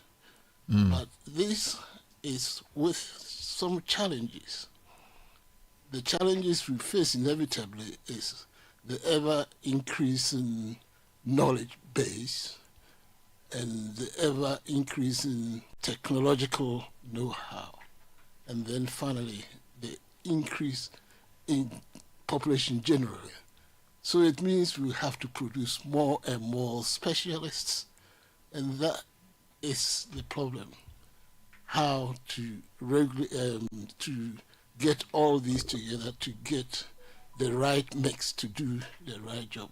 All right. And that is why we're here. So you mentioned that there are a number of things you did, including advocacy. So I suspect that the lecture is part of the advocacy stroke policy formulation exactly. stuff that you got did. it right. So let me ask Professor Lawson to talk a bit more about that. This annual college president's public lecture. Just talk to me a bit about that. All right. The president is here, but I'll say a few words on his behalf. The college, there's this saying that when you do good things and you don't tell anybody about it, it's like you know what you're doing, but nobody else does. What happens at the college, the nation feels it when they go and see a doctor, when let's say COVID came about and there were so many things going around, we realized that there are some specialists that, were brought into play and all that. So that is the aspect that people see. But we thought we should give ourselves some more visibility by coming out with topics that are relevant to the nation.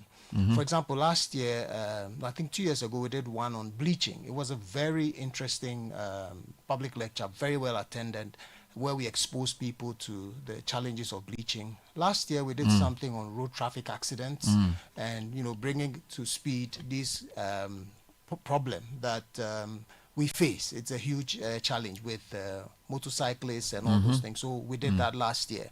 So this year we are trying to look at a different angle. I think Perez will talk a little more about the details of this year's program.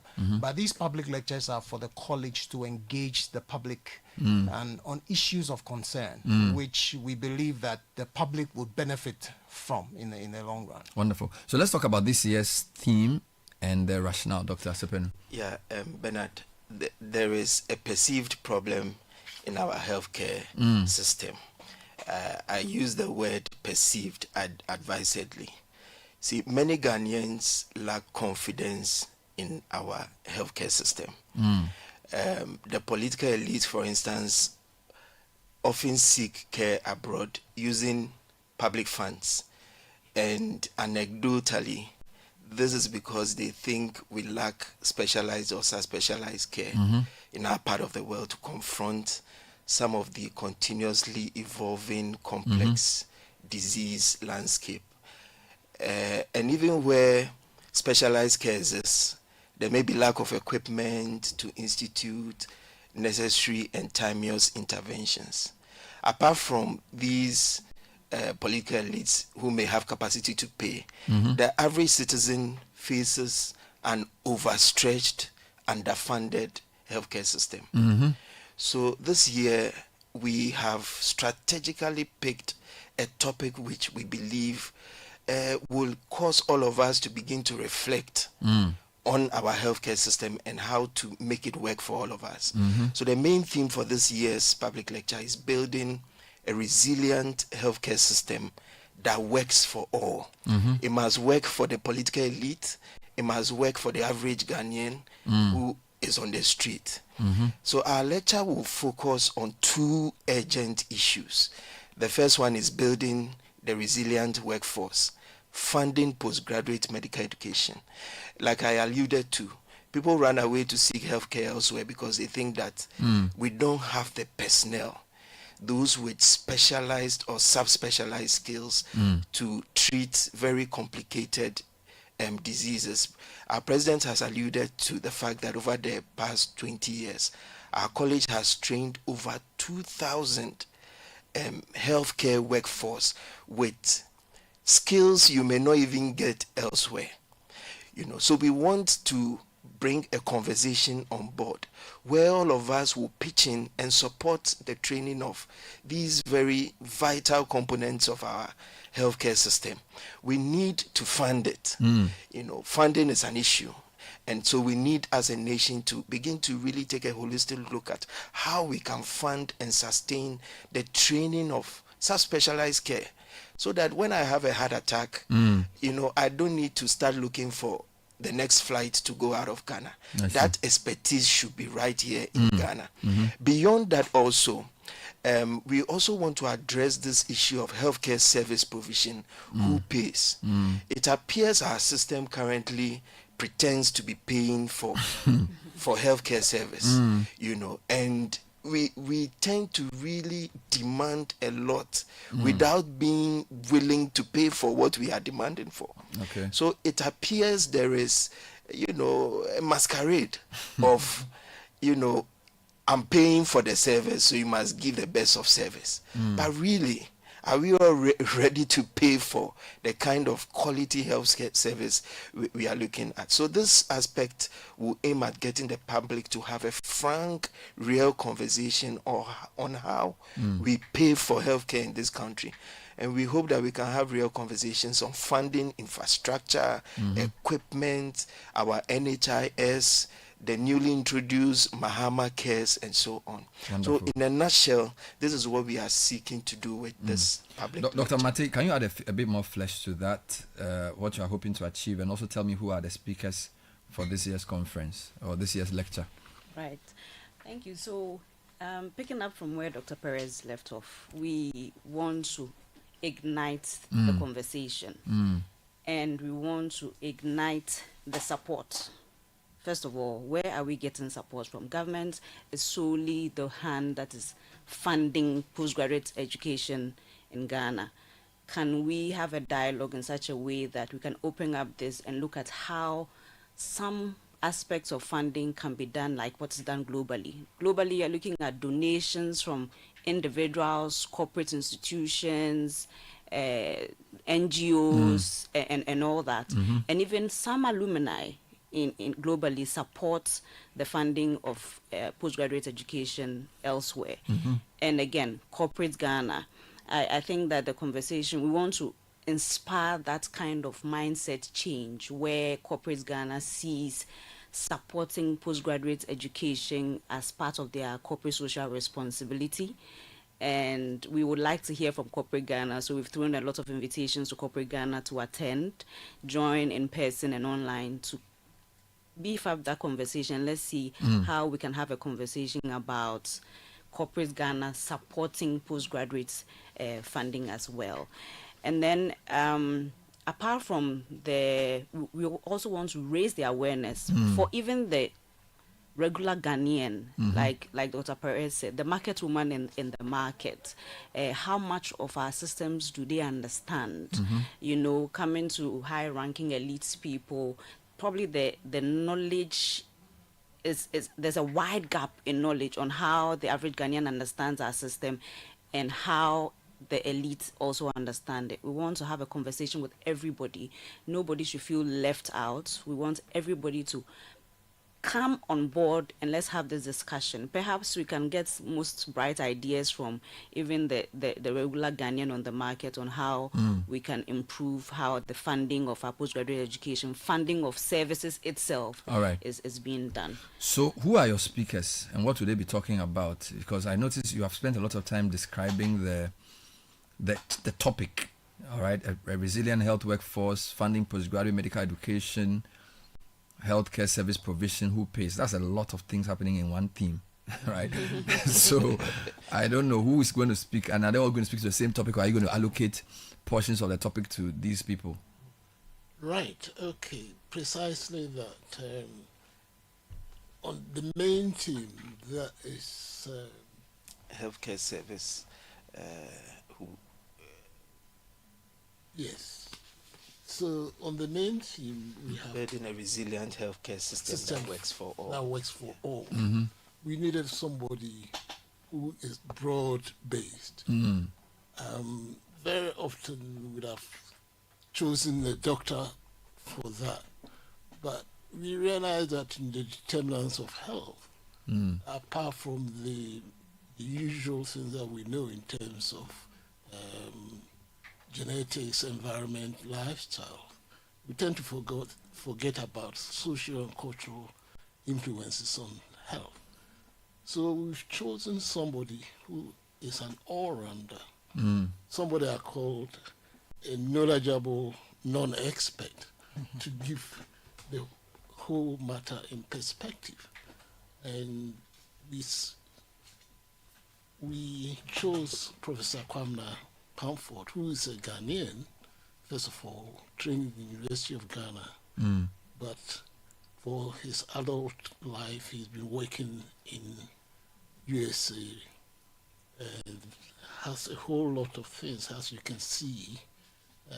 He's a professor of entrepreneurship and business sciences. He has done the Carnegie Diaspora Fellowship. I think this is about the third scheme that he has been on, and in post-retirement, he has been working in Sunyani, contributing towards development. So we thought, with his he's a broad-based research thinker who can bring that expertise into the discussion. He's not a medical professional. He's not a medical, but he is allied to medicine. So his perspective will be useful to give him some external context. But I'm sure you have doctors on the panel too. Yes. Yes, we have two others. One of the sub-themes will be healthcare service provision. Who pays? Service provision, who pays? Yeah, and that will be handled by the current Chief Executive Officer of National Health Insurance Authority, Dr. Victor Bampo. Okay. I don't think he needs any further introduction. Former Deputy Minister of Health and now CEO of NHIA. That's right. Formerly with the Global Fund. That's right. Wonderful. Then the third topic will be on building the resilient workforce, funding postgraduate medical education. And we have Dr. Edem Hiaji. He's a consultant obstetrician who runs the fertility facility, Leicester Hospital. Correct. He's actually a faculty member and he's a fellow of the college. He's also the immediate past president of the Fertility Society of Ghana. And so he will bring this funding aspect up in the... Is it me or the Ops and Ghani people seem to be a lot in this discussion? Because you are Ops and Ghani, he is 1, 2, and I don't know. Is it like, I don't know. Is it... No, is that an accident of fate? Could that be the area? Of course, that's a very concerning area because it's very emotive as well. So... And it's growing pretty rapidly too. But you're a public health specialist. Yes. I see. Now, so who's going to come for this lecture? Who is it for? Is it for you guys to kind of wear your robes and discuss your medical terms? Or who is supposed to be the there? lecture is open for the public, as its name goes. It's a public lecture. Every average Ghanaian is impacted by the quality of our healthcare service. So it concerns all of us. Corporate society, who are custodians of money, advisedly, in this country, and have capacity to be able to support training of specialist and subspecialist care. We are inviting them. We want them to be there. We want them to understand what it takes to deliver a healthy workforce. And mind you, they benefit from a healthy workforce because it's that healthy workforce that helps them generate their money and their profit. So a security man with a headache at the entrance of their company may not be able to efficiently deliver on whatever deliverables they have for that accountant in the workplace who has some debilitating disease may not be able to work too well. So they must take an interest in how we train our doctors to take care of these people and give us a healthy Ghana. We cannot be able to, for instance, for the government in power, achieve the resetting agenda if we don't have a healthy Ghana who can work hard to achieve that vision. So we want corporate society to be there. We want the policy makers to be there. Ministry of Health, the agencies under the Ministry of Health, everyone that takes part in formulating policy that impacts on our healthcare system must be at this public lecture. And of course, we also need the training institutions to be there, right from the basic training level all the way up. They help shape the attitude of our health force. They help shape the various work ethics that will, begin to impact on what they deliver at the end of the day. We really want our chiefs, opinion leaders also to be there. The politicians, parliament must be there because they are making the laws. The judiciary must be there because they will hold all of us accountable to the laws that guide our practice. So everybody must show up for this public lecture. Wonderful. Yeah. So it's happening on Thursday or Wednesday. What's the time, and is it by registration? Is it free to attend? Just give us those quick details as we wrap up. So it's happening this Wednesday, the 6th of August, right in our college auditorium, the Ghana College of Physicians and Surgeons. It's a very beautiful edifice, right opposite the Ridge Hospital. The time is 3 p.m.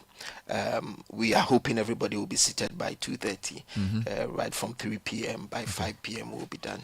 To be live on Channel 1 Television and Citi FM, who are your media partners as well. So I think for the first time, we're making it a mainstream national conversation, not just for grateful. The medical practitioners. As you were saying, your main speaker is even not a medical person. So you're bringing this very important discussion to the fore of the public. Now, is there a number to register, or how do they register? Well, there is. We've put some posters around. So you can scan the QR code and then you can register. And register. But you don't even need to register to walk in. Oh, wonderful. You can walk in. Our auditorium, it's so big to accommodate everyone. And we'll really be happy that everybody walks in. Thank you very much, professors. We've run out of time. I want to thank you for being on the show. We'll definitely be there to support, and we'll be bringing live coverage on this event as well.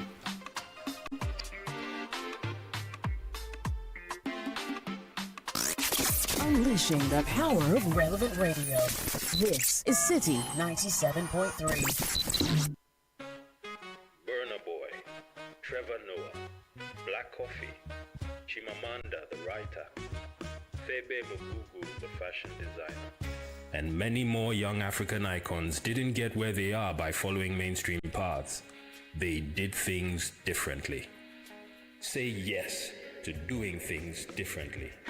Say yes to the creative person within you, the maker, innovator, entrepreneur. Chart a new path, learn new skills, globally recognized by the American Welding Society and Pearson's B-Tech. So whether in Ghana or abroad, you will shine. Say yes to DTI, a learning experience that is next level. Go to dtiafrica.com or call 054-169-3534. Hey, so what goes into building quality structures? I mean, literally, what goes into it? Ujaf, you don't want to be sitting here somewhere worrying whether or not you did a really good job. It'd be very simple equation. If there's no diamond cement in the mix, massa, forget it. Don't start cry. Menye, diamond cement has been providing builders, block makers, and construction companies that peace of mind for years. Diamond cement is 42.5 R grade cement. Unbeatable quality made right here in Ghana. And because we have your pocket in mind, we provide 32.5 R grade so that everybody gets your own. No long talk, Jack. If there's no diamond cement in the mix, don't start. Locate Diamond Cement Ghana Limited nationwide with factories in Aflao, Takrade, and Buipe, or call 0244-313-368 or 0540-111-978 or 0202-021-175. Diamond Cement, still as hard as a diamond.